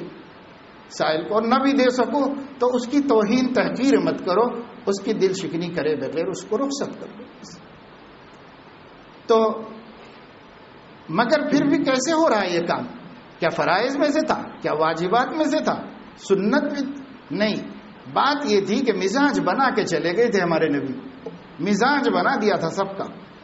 اب یہ کہہ رہے یہ تو نبی کے بعد، اور خود نبی کی حیات میں آیت نازل ہوئی تو حضرت طلحہ رضی اللہ تعالیٰ عنہ آئے، اور ان کا وہ باغ جو اب مسجد نبوی کے بیچوں بیچ ہے، وہ باغ جب بالکل مسجد کے سامنے تھا، بیرحا، انہوں نے آ کر کہا یا رسول اللہ وہ آیت اتری ہے نا؟ ہاں، تو مجھے سب سے محبوب یہ باغ ہے، تو یہ باغ آج میں بیت المال کے حوالے کر دیتا ہوں تاکہ نیکی کا اعلیٰ مقام مجھے مل جائے۔ آپ گواہ رہیے کہ یہ میں نے وقف کر دیا اللہ کے نام، اپنا ذریعہ آمدنی، اپنا پسندیدہ باغ، اور وہ اس زمانے میں بھی شہر کے بیچوں بیچ تھا، اور اتنا اچھا ٹھنڈا پیارا تھا کہ ہمارے نبی بھی کبھی ان کے دل کا تقاضا ہوتا کہ کہیں سکھ سے تھوڑی دیر بیٹھ جاؤں آرام سے، تو حضرت طلحہ کے باغ میں ہی جا کر بیٹھا کرتی تھی۔ وہ باغ دے دیا، لے لیجئے، بس اتنا قیمتی باغ کہ حضرت نبی کریم صلی اللہ علیہ وسلم نے خود بھی مناسب نہیں سمجھا، اور آپ نے فرمایا اللہ نے تمہارا جذبہ دیکھ لیا، اپنے پاس رہنے دو، بال بچوں کو کام آ جائے۔ تو قبول نہیں کیا حضور، ان کے پاس ہی رہنے دیا۔ اور حضرت طلحہ کا معمول یہ تھا کہ جس کو ضرورت ہوتی تھی قرضہ لیتے تھے، اس کی ضرورت پوری کر دیتی، اتنا ڈھیر سارا قرضہ چھوڑ کر کے بیٹے کو وصیت کر کے چلے گئے. تو انہوں نے انتقال کے بعد بہت فکر محسوس کی، اتنے مطالبات کرنے والے ہیں، میں کہاں سے لاتے تھے. لیکن اللہ پاک نے اس باغ میں اتنی برکت عطا فرمائی کہ حضرت معاویہ کے دور میں اس کی پلاٹنگ کی گئی، اور اس کو خود حضرت معاویہ نے بھی خریدا مسجد کے قریب ہونے کی وجہ سے. اور اس کی قیمت اتنی قیمت آئی کہ روایات میں آتا ہے کہ ان کی 4 بیویاں تھیں، اور بیوی کو اولاد ہو تو ربع ملتا ہے، اور ہر بیوی کو 4 لاکھ درہم ملے تو 16 لاکھ درہم تو ربع ہوا، اور اتنا پیسہ بچوں کے حصے میں آیا، ان کے نصیبے میں آیا. تو اللہ نے قیمت بڑھائی اس کی، کیونکہ وہ اللہ کے نام پر دیا جا چکا تھا، اگرچہ کہ اللہ کے نبی نے اس کو ان کی مصلحت سے قبول نہیں کیا تھا، لیکن دیا جا چکا تھا. نبی کی دیکھو کیسی دیانت ہے نبی کی. سوچنا چاہیے کہ ہم لوگ اگر کوئی آدمی ہو، کوئی پیر صاحب ہو، کوئی غریب آدمی، محنت کش آدمی کوئی بڑا قیمتی ہدیہ تحفہ دے تو سمجھا بجھا کے اس کو واپس کر دینا چاہیے، سمجھا بجھا کے واپس کرنا. یہ شفقت مرسلین ہے، یہ پیغمبروں کی شفقت ہے، پیغمبروں کے وارثین کی بھی یہ شفقت ہونی چاہیے کہ ارے بھائی بہت دل خوش ہوا تمہارے اس ہدیے سے، بہت جی خوش ہوا، مجھے ضرورت نہیں، اللہ کا کرم ہے، تمہارے بال بچوں کو کام آئے گا، رہنے دو نہیں. کبھی سنت پہ بھی تو چلے، سنت ہم بولتے ہیں نا، تو ایسی سنت پہ بھی کبھی چلیں. یہ سنت تو بڑی مہنگی سنت ہے، مگر اللہ خوش ہوتے ہیں کہ دیکھو میرے نبی کی سنت پہ چلا اور واپس کر دیا. ہمارے بزرگوں میں حضرت مولانا مسیح اللہ خان صاحب رحمۃ اللہ علیہ گزرے ہیں، بڑے اللہ والے بزرگ تھے، ہم نے بھی زیارت کی. اور بس آپ بزرگ آدمی تھے، حضرت تھانوی کے جلہ خلفاء میں سے تھے. تو خود ہی فرمایا ایک مرتبہ مجلس میں کہ بھائی ہمارے گاؤں میں ایک بیچارہ غریب آدمی رہتا ہے، ہل جتتا ہے، بہت نماز پڑھنے کے لیے آتا جاتا رہتا ہے. سلام علیکم ہوتی ایک دن مجھ سے کہنے لگا کہ حضرت جی ہم آپ کی دعوت کرنا چاہتے ہیں. تو جیسے ہی اس نے مجھے دعوت کا پیشکش کیا تو میرے دل پر بہت گرانی ہوئی کہ یہ بیچارہ خود ہی محتاج آدمی بڑی مشکل سے مزدوری کر کے اپنا گھر چلاتا ہے، مجھے دعوت دے گا، اور جب دعوت دے گا تو ایک بزرگ سمجھ کے دے گا، اور جب بزرگ کو گھر بلائے گا تو ظاہر ہے پکوان و کان بھی اہتمام سے کرے گا، تو اس کا کتنا خرچ ہوگا. شاید وہ مجھے ایک دن کھلائے گا، مجھے ایک ٹائم کھلانے کے لیے اپنے بال بچوں کا ہفتے بھر کا پیٹ کاٹے گا. تو کیا کریں؟ اب اگر میں اس کی دعوت قبول نہیں کرتا تو بیچارے کا دل ٹوٹ جائے گا. دیکھو دل شکنی کا یہاں خیال رکھنا چاہیے، یعنی کہ اگر میں دعوت قبول نہیں کرتا تو بیچارے کا دل ٹوٹ جائے گا، اور کہے گا کہ دیکھو حضرت جی بڑے بڑے لوگوں کے ہاں تو جاتے ہیں، ہم غریبوں کے ہاں کاہے کو آئیں، ہم غریبوں کے ہاں کاہے کو آئیں. اس کے دل میں ایسا آئے گا. حالانکہ غریب کا جتنا خلوص کا پیشکش ہے اس سے خلوص کا کہاں ملے گا، اس سے بڑھ کر.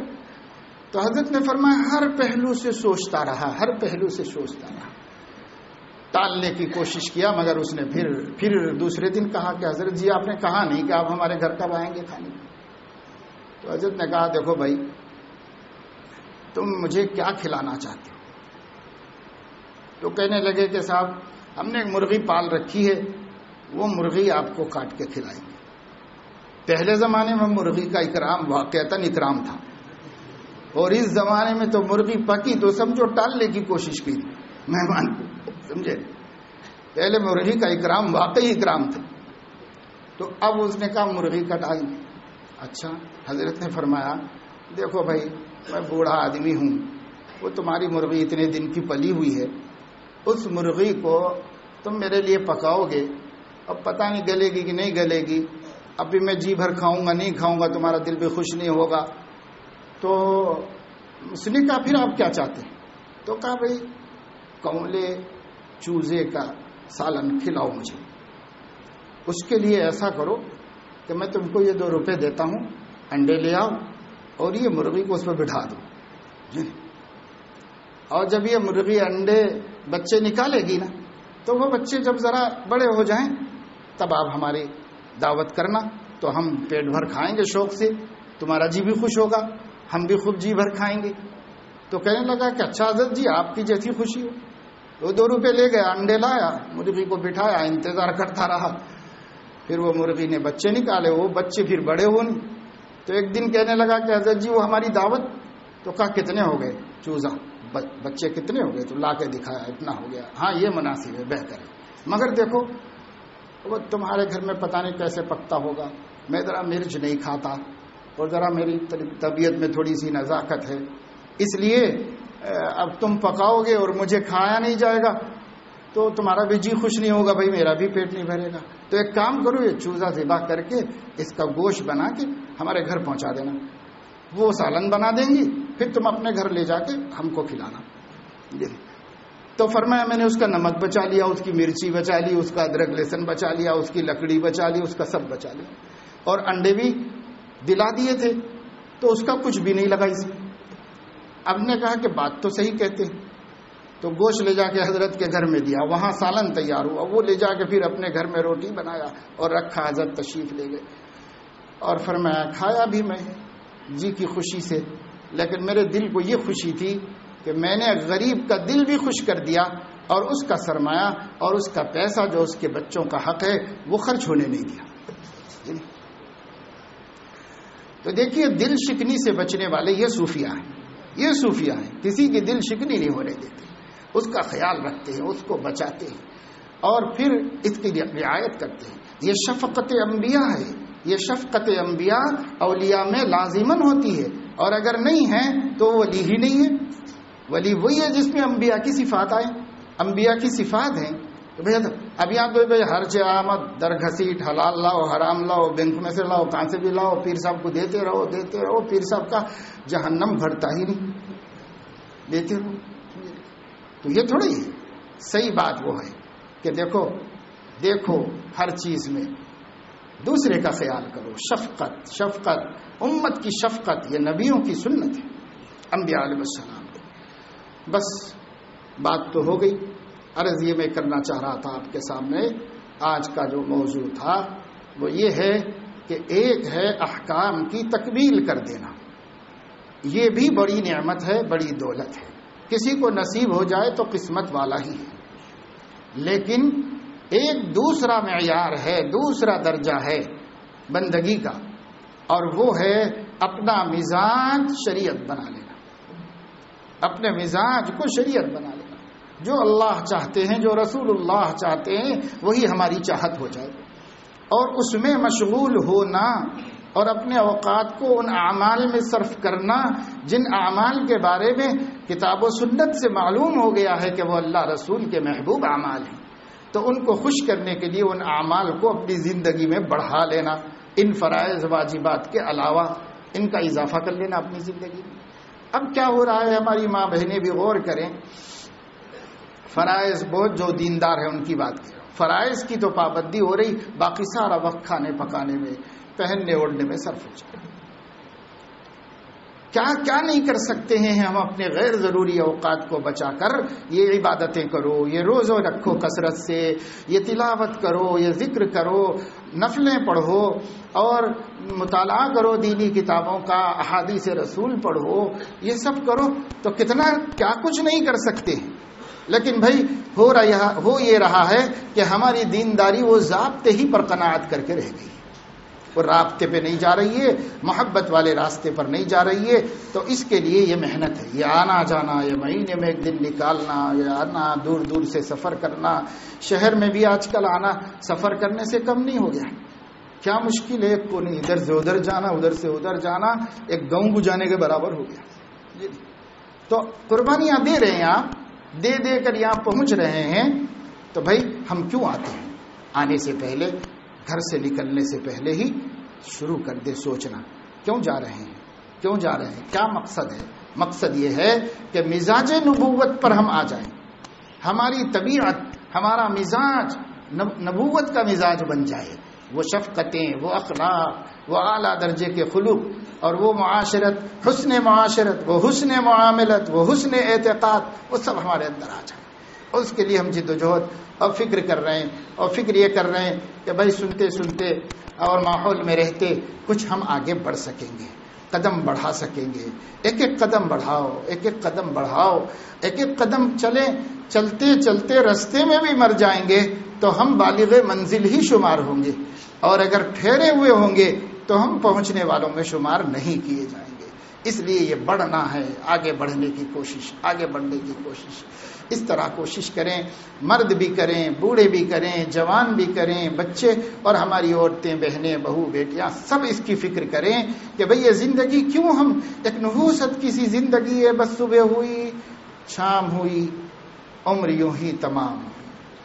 کیا ہے بھئی, کچھ کرو, کچھ کرو. کیا وقت کا حساب نہیں ہوگا؟ جب وقت کا حساب ہوگا تو کچھ کرو, کچھ کرو. ایک کاپی بناؤ, اس کاپی میں لکھو آج ہم نے کیا اعمال صالحہ زائد کیے, لکھو. جب ہم دیکھیں گے کہ ہماری جو ہے ڈائری کے صفحے نکل گئے, مہینے کے مہینے نکل گئے, وہی ریگولر کرنے کا کرنا ہے, اس میں کچھ بھی نہیں, تو حیا آئے گی, شرم آئے گی, کسی دن ہمت پیدا ہو جائے گی. ارے بھائی کب تک ایسے, موت قریب آ رہی ہے, کب تک ایسے. ہماری ہر سال کی ڈائری یوں ہی خراب ہو رہی ہے, کچھ بھی نہیں, سارا اعمال نامہ اللہ کے سامنے پیش ہو رہا ہے. بعضوں کے تو فرائض بھی نہیں ہو رہے ہیں, بعضوں کے زیادہ سے زیادہ فرائض. تو فکر پیدا ہوگی. اور اگر اپنے سامنے کوئی جائزہ نامہ نہیں ہوگا تو کبھی بھی فکر نہیں پیدا ہوگی. یعنی یہ کبھی نفس سوچنے ہی نہیں دے گا کہ میرا کوئی خسارہ ہو رہا ہے کیا, میرا کوئی خسارہ ہو رہا ہے کیا, یہ سوچنے کا موقع ہی نہیں دے گا. لہذا آسان صورت یہ ہے کہ بھائی 2015 کی ڈائری اپنے پاس رکھو. لوگ کسی بھی غرض سے لیتے ہوں گے, ہم اس غرض سے خریدیں گے, میں ہر دن میں جو نیک کام کیے ہیں لکھیں گے اس کے اندر. بس جن گناہوں سے بچے ہیں اللہ کی توفیق سے بطور تحدیث نعمت کے, بطور شکرانے کے لکھیں گے.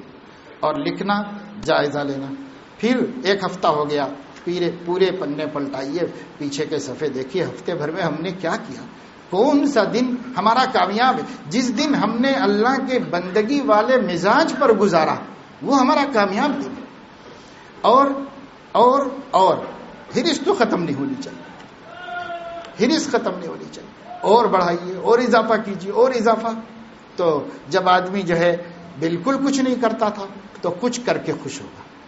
جو آدمی کچھ کرتا ہے وہ کچھ سے خوش نہیں ہوگا, وہ بہت کچھ کا طالب ہو جائے گا.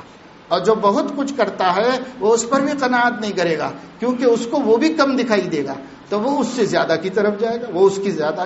تو ہماری ڈائریاں ہمیں مدد دیں گی کہ ہماری زندگی کے آخری سال کی جو ڈائری ہوگی وہ ہمارے کام شروع کرنے کے سال کی ڈائری کے مقابلے میں کسی کے 10 گنا, کسی کا 50 گنا, کسی کا 100 گنا زیادہ اعمال صالحہ سے بھری ہوئی ہوگی.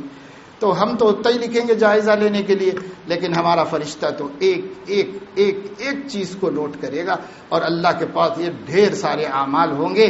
اور اللہ رب العزت کے پاس تو بھائی یہی معاملہ ہے, فمن ثقلت موازینہ فاولئک هم المفلحون. جس کی نیکیوں کا پلڑا جھکے گا وہ فلاح پائے گا. تو یہ نیکیاں بڑھانے کی فکر ہونی چاہیے. تو اس کی طرف دھیان اور توجہ دینا, اور نفس کو اخلاق رذیلہ سے پاک کرنا چاہیے. آپ کو انشاءاللہ تعالی ایک چھوٹا سا پرچہ دیا جائے گا. یہ پرچہ اس لیے بٹوا رہا ہوں کہ لوگ یہ کہتے ہیں کچھ سمجھ میں ہی نہیں آ رہا کہ ہم کو کرنا کیا چاہیے, کچھ سمجھ میں ہی نہیں آ رہا کہ ہم نماز تو الحمدللہ پڑھ رہے ہیں, اجتماع میں بھی پابندی سے آ رہے ہیں, پھر اب کیا ہے, اب اور کیا کرنا ہے, سمجھے. تو یہ اس پرچی کے اندر لکھے ہوئے ہیں دل کی بیماریاں, کیونکہ دل کی بیماریوں کو دور کرنے کا حکم ہے. بیماری پتہ چلے گی تو علاج کی فکر, بیماری کا پتہ ہی نہیں تو علاج کی کیا فکر ہوگی. تو اس میں 10 بیماریاں ہیں دل کی, اور بیماری جب ختم ہو جاتی ہے اس کو اطباء کے ہاں تنقیہ کہتے ہیں, بیماری کو ختم کرنا. تو بیماری ختم ہو گئی. اب بیماری ختم ہونے کے بعد جو ہے وہ تحلیہ ہے. تحلیہ کے معنی ہیں خوبصورت بنانا, صحت مند بنانا. سمجھ لو کہ ابھی تک تو صاحب بیمار تھا, اب بیماری نہیں ہے مگر کمزور ضعیف پڑا ہوا ہے, تو اب صحت مند بننا, طاقتور بننا. تو یہ ہے صحت مند ہو گیا. صحت مند بننے کے بعد کہتے تجلیہ، اس کو طاقتور بنانا. تو ایک ہے بیماری کا زائل ہونا، دوسرے نمبر کے اوپر صحت کا بن جانا، جیسی صحت ہے ہماری ہونی چاہیے ویسی ہو جانا. تیسرے نمبر پر صرف صحت مند ہی نہیں طاقتور بھی بن جانا. تو تیسرے نمبر پر یہ ہے. تو اس کے لیے یہ ہے کہ سب سے پہلے جو دل کی بیماریاں ہیں ایک ایک بیماری کا علاج ہونا چاہیے، سب بیماریاں ختم ہونی چاہیے. اور اس کے بعد منورات ظاہری، ظاہر کو روشن کرنے والے نورانی بنانے والے 10 اعمال ہیں. ان 10 اعمال کا اپنے ظاہر میں تلاش کرنا، جائزہ لینا، جو موجود ہیں اس کو معیار درست کرنے کی فکر کرنا، اللہ کا شکر ادا کرتے ہوئے، اور جو موجود نہیں ہے ان کو پیدا کرنا، اس کے اوپر عمل کرنا. اس سے تحلیہ ہو جائے گا. پھر اس کے بعد تجلیہ ہے کہ دل ہمارا روشن ہو جائے. تو اس کے لیے ہمیں کرنا پڑے گا 10 چیزیں ہیں منورات باطن، باطن کو روشن کرنے اور دل کو اجالا دینے والی 10 چیزیں ہیں. وہ 10 صفات اپنے اندر پیدا کرنا. اب یہ کام ہو جائیں گے کہ یہ 30 باتیں ہماری زندگی میں آ جائیں گی تو ولایت کا انشاءاللہ مقام ہم کو ضرور حاصل ہو جائے گا، ضرور ولایت کا مقام حاصل ہو جائے گا.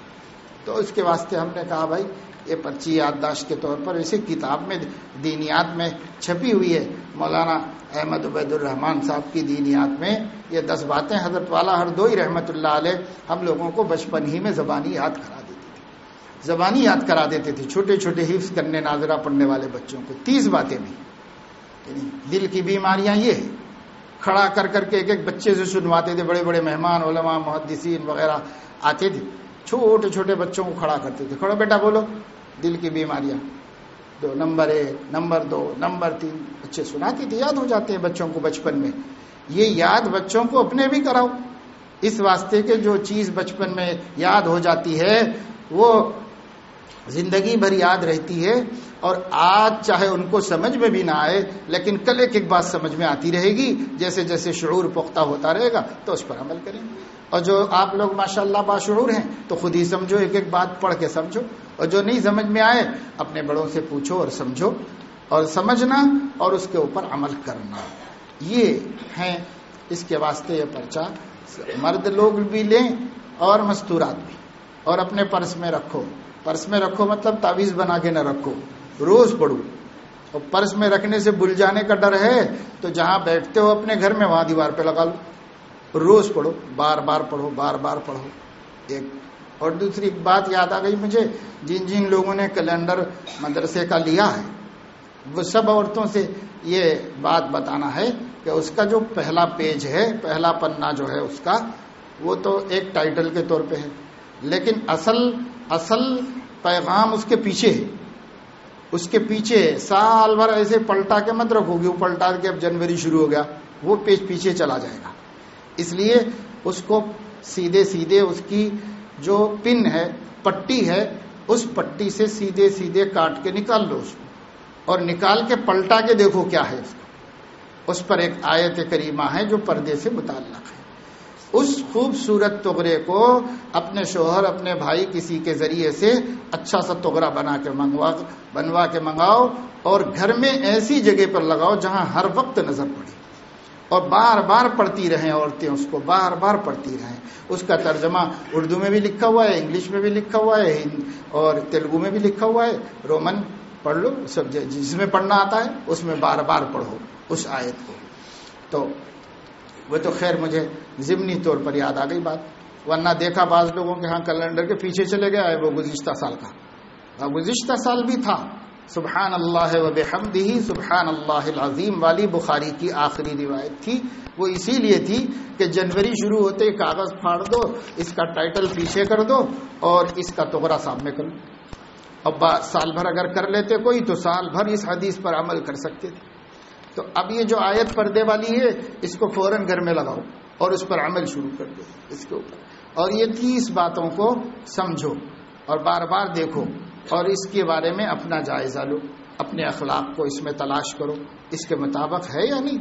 بہت سے دیندار ان دل کی بیماریوں میں بھی مبتلا ہیں، دیندار بھی ہیں، اعمال صالحہ بھی کرتے ہیں، ان بیماریوں میں بھی مبتلا ہیں۔ تو یہ بیماریوں کا زہر اعمال صالحہ سے پیدا ہونے والی صحت کو گھلا دینا۔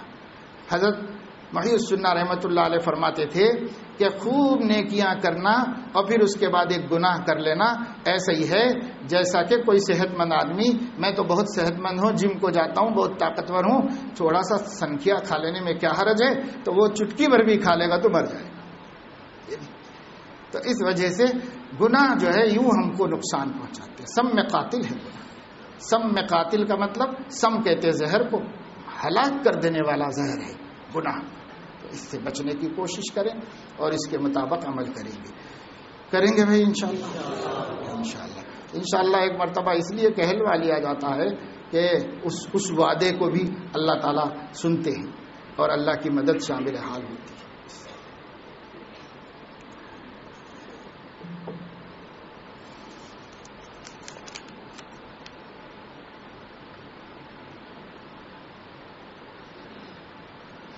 بہت دور سے آئے ہو اور سوال ایسا لائے ہو کہ جس کا اب کو یہ وقت نہیں، عصر میں دینا چاہیے، تو عصر میں پھر بھی موقع ہوتا ہے، دن بھر 2-3 مجلسیں چلتی ہیں، اس وقت ہدایت بھی ہے کہ جس کو کچھ پوچھنا ہے پوچھ لیں، اور یہ موقع تو بیان کا ہے، بیان ختم تو وقت بھی ختم، اس لیے اس قسم کے سوال کا اس وقت جواب نہیں ہو سکتا۔ ایک مہینے میں وقت پر آپ آئیں۔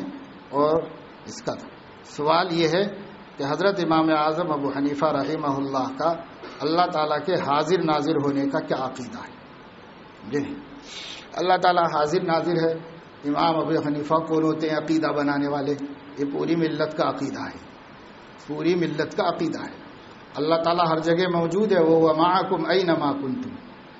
اب اگر کسی کو اعتراض ہے تو وہ اس آیت کی تعویل نہ کرے، ترجمہ کرے، صرف اس لیے کہ تعویل اس کے پاس جائز نہیں، تعویل جائز نہیں، اس لیے تعویل نہ کرے، صرف ترجمہ کرے۔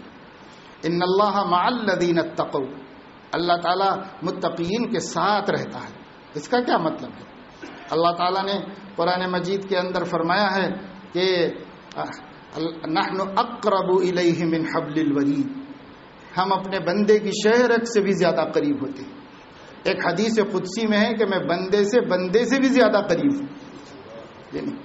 تو یہ سب حدیثوں کی تعویل کرنا ان کو جائز نہیں جن کو اعتراض ہے امام صاحب پر، کیونکہ وہ کہتے ہیں تعویل نہیں کرنا چاہیے، جو ترجمہ ہے اسی پہ عمل کرنا چاہیے۔ تو ان آیتوں کا ترجمہ کر لیں، خود سمجھ میں آ جائے گا کہ اللہ حاضر ہے۔ اور رہ گیا ناظر دیکھ رہا ہے، تو وہ تو دیکھ ہی رہا ہے، قرآن کی بے شمار آیتیں اللہ تعالیٰ کے دیکھنے کے اوپر نہیں کرتا ہے تو جو چھپ کے اہل جہاں سے، کوئی دیکھتا ہے تجھ کو آسمان سے۔ ہر وقت اللہ تعالیٰ دیکھتا رہتا ہے اپنے بندوں کو۔ قرآن کی بے شمار آیتیں اس کی یہ ہیں۔ اللہ تعالیٰ نے قرآن مجید کے اندر ارشاد فرمایا ان اللہ بصیر بما تعملون، ان اللہ خبیر بما تعملون۔ تو اللہ تو دیکھتا رہتا ہے۔ تو غیر مقلدین کو ناظر ہونے میں اعتراض نہیں ہے، حاضر ہونے میں اعتراض ہے۔ حاضر ہونے میں اعتراض کی وجہ یہ ہے کہ ان عقل کے اندھوں کو حاضر کا یہ مطلب سمجھ میں آتا ہے جیسے آپ حاضر ہیں، میں حاضر ہوں، تو یہ حاضر اللہ بھی یہاں کہاں ہے بتاؤ، کہاں بیٹھا ہوا ہے، تو وہ یہ سمجھ میں آتا ہے ان کو، سمجھے نہیں۔ اور امام صاحب تو کیا، ہم جیسے امام صاحب کو فالو کرنے والوں کا بھی عقیدہ یہ نہیں ہے کہ اللہ میاں کسی جسم کی شکل میں موجود ہوتا ہے۔ اللہ کے لیے جسم کا اقرار شرک ہے۔ ہمارا بھی عقیدہ حاضر سے یہ ہے کہ اللہ رب العزت بندوں کو اپنی تائید اور اپنی معیت سے مدد فراہم کرتا ہے، اور یہ معنی نہیں لینا ہے تو ہمارے نزدیک تو یہ تعویل کے ساتھ حاضر کے یہ معنی ہے، اس تعویل کے ساتھ۔ اور وہ بیچارے تو تعویل کو حرام کہتے ہیں۔ جب تعویل کو حرام کہتے ہیں تو ان کو ماننا چاہیے کہ اللہ ہر جگہ موجود ہوتا ہے، یہ ان کو ماننا چاہیے۔ ہم تو تعویل کے ساتھ مانتے ہیں، ان کو بلا تعویل مان لینا چاہیے کہ اللہ ہر جگہ موجود ہوتا ہے، کیونکہ تعویل حرام ہے ان کے پاس۔ تو یہ مسئلے یہ سب ہمارا موضوع نہیں اس وقت کا. یہ مسئلے ضرور جانو. ابھی ماشاءاللہ سوشل میڈیا پر ہمارے علماء بہت ایک ایک مسئلے پر جواب لکھ رہے ہیں, ایک ایک مسئلے کی وضاحت صراحت کر رہے ہیں. آپ جڑ جاؤ ان کے ساتھ, اور مسائل آپ کے پاس ہر مسئلہ دلائل کے ساتھ آپ کو مل جائے, حوالوں کے ساتھ. تو پریشان ہونے کی ضرورت نہیں. اور اگر ویسے نہیں سمجھ میں آتا تو مل کے بھی تسلی کر لو, تشفی کر لو. مگر یہ جو مغرب بعد کی مجلس ہوتی ہے سوالات کے جوابات دینے کی نہیں, عصر کے بعد کر لو, ظہر کے بعد کر لو, اور دن میں جب موقع ہو تو کر لو. اس وقت میں برابر کرنا چاہیے. کرو, پوچھو, سیٹسفائی ہو جاؤ, مطمئن ہو جاؤ, اور خدشے دلوں سے نکال لو. الحمدللہ امام اعظم ابو حنیفہ کوئی آج نہیں پیدا ہو گئے, جیسے بہت سارے ڈاکٹرز پیدا ہو گئے ہیں, بہت سارے انجینئرز پیدا ہو گئے ہیں آج, اور وہ زمانے کے امام بن گئے ہیں, وہی مقتدا بن گئے ہیں, ان کی بات حرف مستند سمجھی جا رہی ہے. تو وہ امام صاحب آج کے نہیں ہیں. امام صاحب خیر القرون میں اپنے علم کے ساتھ, اپنی عقل کے ساتھ, اپنی فہم کے ساتھ لوگوں سے, جاہلوں سے نہیں, زمانے کے علماء سے لوہا منوا چکی. زمانے کے علماء سے, محدثین سے, فقہا سے اپنے علم کا لوہا منوا چکے ہیں.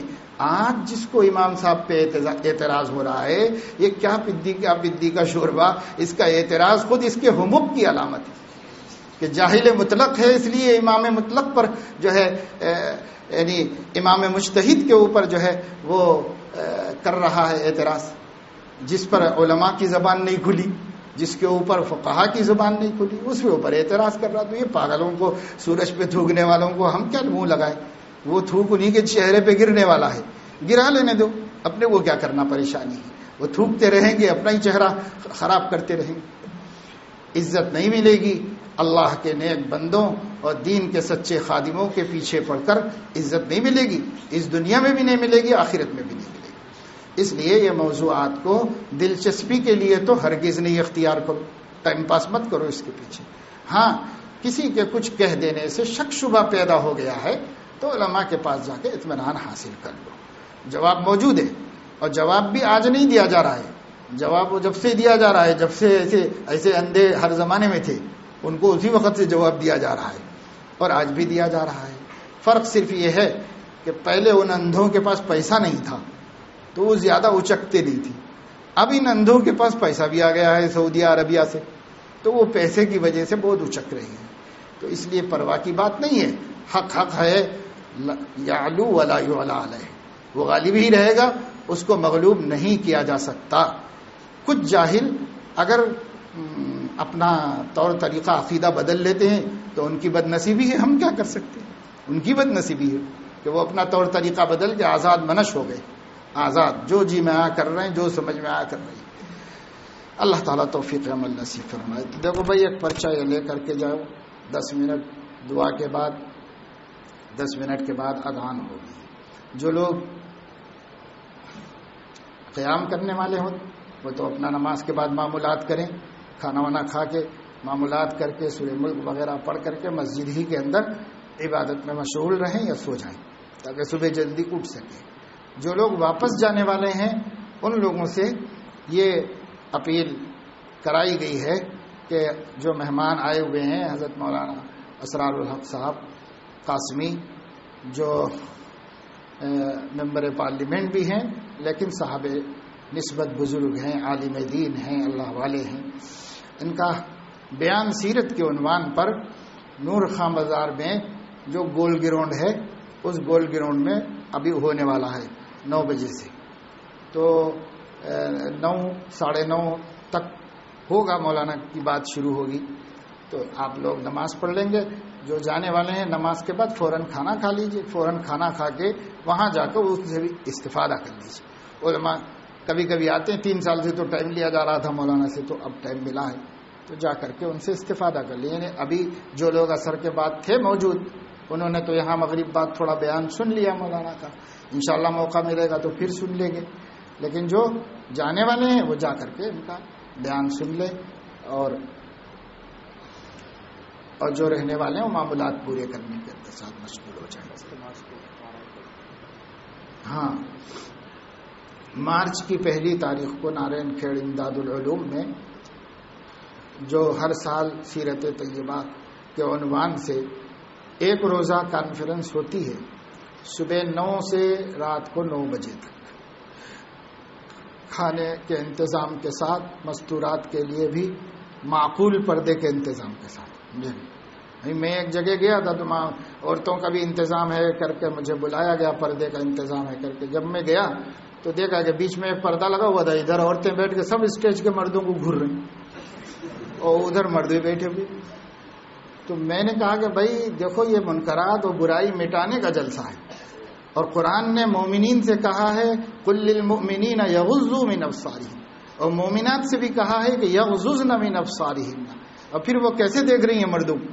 تو منکر تو سب سے پہلے یہاں ختم ہونا چاہیے، یہ قطعیات ہیں، اس میں تعویلات بھی نہیں ہے۔ تو بیٹھی سب عورتیں سامنے، اگرچہ کہ پردے میں بیٹھی ہوئی، لیکن سب ٹکٹکی باندھے سب لگے ادھر ہی اسٹیج پر، اور اسٹیج پہ ماشاءاللہ سب عبا قبا پگڑیاں بیٹھے ہوئے ہیں، اور کسی کو اس پر نکیر کرنے کی جرات نہیں ہوتی۔ بھائی اللہ کے نبی نے عورتوں کو اگر مسجد آنے کی، اپنے پیچھے نماز پڑھنے کی اجازت دی تھی تو ان کی جگہ کہاں بنائی تھی اللہ کے نبی؟ کیا ان کی کہ آدھی مسجد میں ادھر مرد نماز پڑھیں ادھر عورتیں ایسی بنائی تھی؟ ایسی تو نہیں بنائی تھی۔ اور آج تک بھی کہیں ہے کسی عرب ملکوں میں جہاں عورتوں کا انتظام ہے؟ کہیں ہے؟ کہیں بھی نہیں، سب کے لیے پیچھے بنایا ہوا ہے، کیونکہ یہی 1500 برس سے چلا آ رہا ہے۔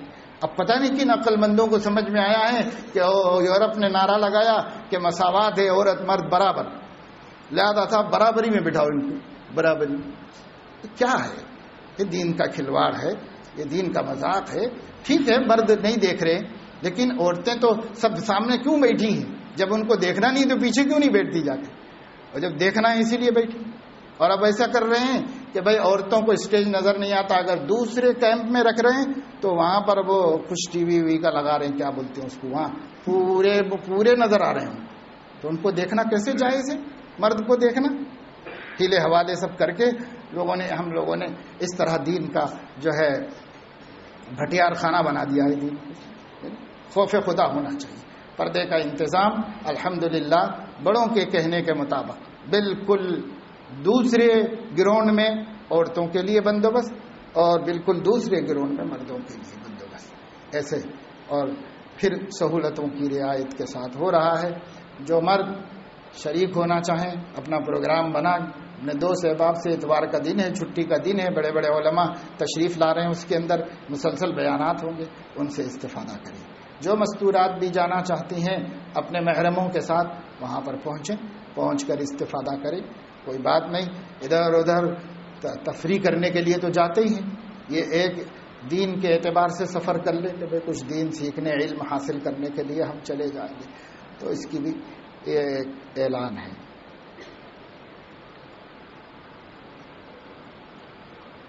امام الدین صاحب بیمار ہیں، ان کی شفا کے لیے دعا کیجیے، تمام بیماروں کی شفا کی دعا ہوتی ہے یہاں پر۔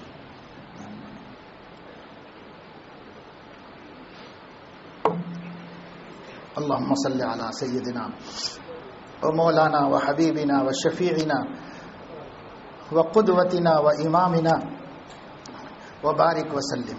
اللهم ربنا آتنا في الدنيا حسنة وفي الآخرة حسنة وقنا عذاب النار۔ رب اغفر وارحم وتجاوز وتكرم إنك أنت الأعز الأكرم۔ اللهم إن قلوبنا ونواصينا وجوارحنا بيدك لم تملكنا منها شيئا، فإذا فعلت ذلك بنا فكن أنت ولينا واهدنا إلى سواء السبيل۔ يا علي يا عظيم يا حليم يا عليم، أنت ربنا فنعم الرب ربنا ونعم الحسب حسبنا، تنصر من تشاء وأنت العزيز الرحيم، فانصرنا فإنك خير الناصرين، وارحمنا فإنك خير الراحمين، وارزقنا فإنك خير الرازقين، واغفر لنا فإنك خير الغافرين، واهدنا ونجنا برحمتك من القوم الكافرين۔ ربنا آتنا في الدنيا حسنة وفي الآخرة حسنة وقنا عذاب النار۔ ربنا آتنا من لدنك رحمة وهيئ لنا من أمرنا رشدا۔ رب أعوذ بك من همزات الشياطين وأعوذ بك رب أن يحضرون۔ اللهم آت أنفسنا تقواها وزكها أنت خير من زكاها، أنت وليها ومولاها۔ رب اغفر وارحم وأنت خير الراحمين۔ رب اغفر وارحم وانت خیر الراحمین، رب اغفر وارحم وانت خیر الراحمین، لا الہ الا انت سبحانک انی کنت من الظالمین، توفنی مسلما والحقنی بالصالحین، فاطر السماوات والارض انت ولی فی الدنیا والآخرہ، توفنی مسلما والحقنی بالصالحین، ربنا هب لنا من ازواجنا وذرياتنا قرة اعين واجعلنا للمتقين اماما، ربنا اصرف عنا عذاب جهنم ان عذابها كان غراما انها ساءت مستقرا ومقاما، رب اعوذ بك من همزات الشياطين واعوذ بك رب ان يحضرون۔ اے اللہ اپنے کرم سے ہمارے گناہوں کو معاف فرما، اے اللہ ہماری خطاؤں لغزشوں کو درگزر فرما، اے اللہ ہم سب کو صراط مستقیم پر استقامت نصیب فرما، تمام فتنوں سے، فرقوں سے اور سلف کے خیالات سے ہٹ کر خیالات پر جانے سے ہماری حفاظت فرما، اے مولا کریم اہل السنت والجماعت کے متوارث عقیدوں پر مضبوطی سے جمے رہنے کی توفیق عطا فرما، اسی پر زندگی اور اسی پر موت مقدر فرما، اللہ ہم سب کو حسن نیت، حسن عمل، حسن خاتمہ کی دولت سے سرفراز فرما، اے مولا تمام پریشانیوں کو دور فرما، تمام مقروضوں کے قرضے ادا ہونے کی صورتیں پیدا فرما، تمام بیماروں کو شفائے کاملہ نصیب فرما، اے مولا کریم جو لوگ بے روزگار ہیں انہیں عقل حلال نصیب فرما، اے اللہ جو مقروض ہیں ان کے قرضے ادا ہونے کی صورتیں پیدا فرما، اے مولا جن کی بیٹیاں انبیاہی ہیں ان کے لیے بہت عافیت اور سہولت کے ساتھ شادی کا سامان فرما، اے مولا کریم جو پڑھ چکے ہیں انہیں اچھی نوکریاں اور ملازمتیں عطا فرما، اور جو کاروبار کر رہے ہیں اس میں برکت نصیب فرما، جو مزدوریاں کر رہے ہیں اس میں برکت نصیب فرما، اے اللہ جو کھیتی باڑی کرتے ہیں ان کے کھیتی باڑی میں برکت نصیب فرما، اے مولا کریم اپنے کرم سے تمام پریشانیوں کو دور فرما، پورے عالم میں امن و امان قائم فرما، دین کے غلبے کی جد و جہد کو قبول فرما، اخلاص کے ساتھ مسلمانوں کی اور تمام انسانوں کی خدمت کرنے والوں کی قبول فرما، ان کی حمایت فرما، ان کی حفاظت فرما، ہر شر فتنے سے ان کو محفوظ و مامون فرما، حاسدوں کی حسد سے، نظر بد سے، اعداء کی عداوتوں سے، شریروں کی شرارتوں سے تمام دین کے خدام کی حفاظت فرما، اور تمام دینی جماعتوں کی حفاظت فرما، اور تمام دینی مراکز کی حفاظت فرما، اے مولا اس ملک میں بھی امن و امان قائم فرما، جو اس ملک میں تمام انسانوں کو اور تمام برادران وطن کو جوڑ کر رکھنا چاہتے ہیں انہیں غلبہ نصیب فرما، اور جو انہیں توڑنا اور انہیں توڑ کر کے اس سے فائدہ اٹھانا چاہتے ہیں ان کی کوششوں کو ناکام فرما، اے مولا کریم کرم کا، رحم کا، عافیت کا، نصرت کا معاملہ فرما، جو ہم نے مانگا ہے وہ عطا فرما، جو ہم نہیں مانگ سکے اپنے کرم سے وہ بھی نصیب فرما، اللہ ہمارے تمام مسائل کو حل فرما، تمام مشکلات کو سہل فرما، ہماری دعاؤں کو اپنے کرم سے قبول فرما، وصلی اللہ تعالی علی خیر خلقہ سیدنا و حبیبنا محمد وعلی آلہ واہل بیتہ وصحبہ اجمعین، سبحان ربک رب العزۃ عما یصفون، سلام علی المرسلین والحمد للہ رب العالمین۔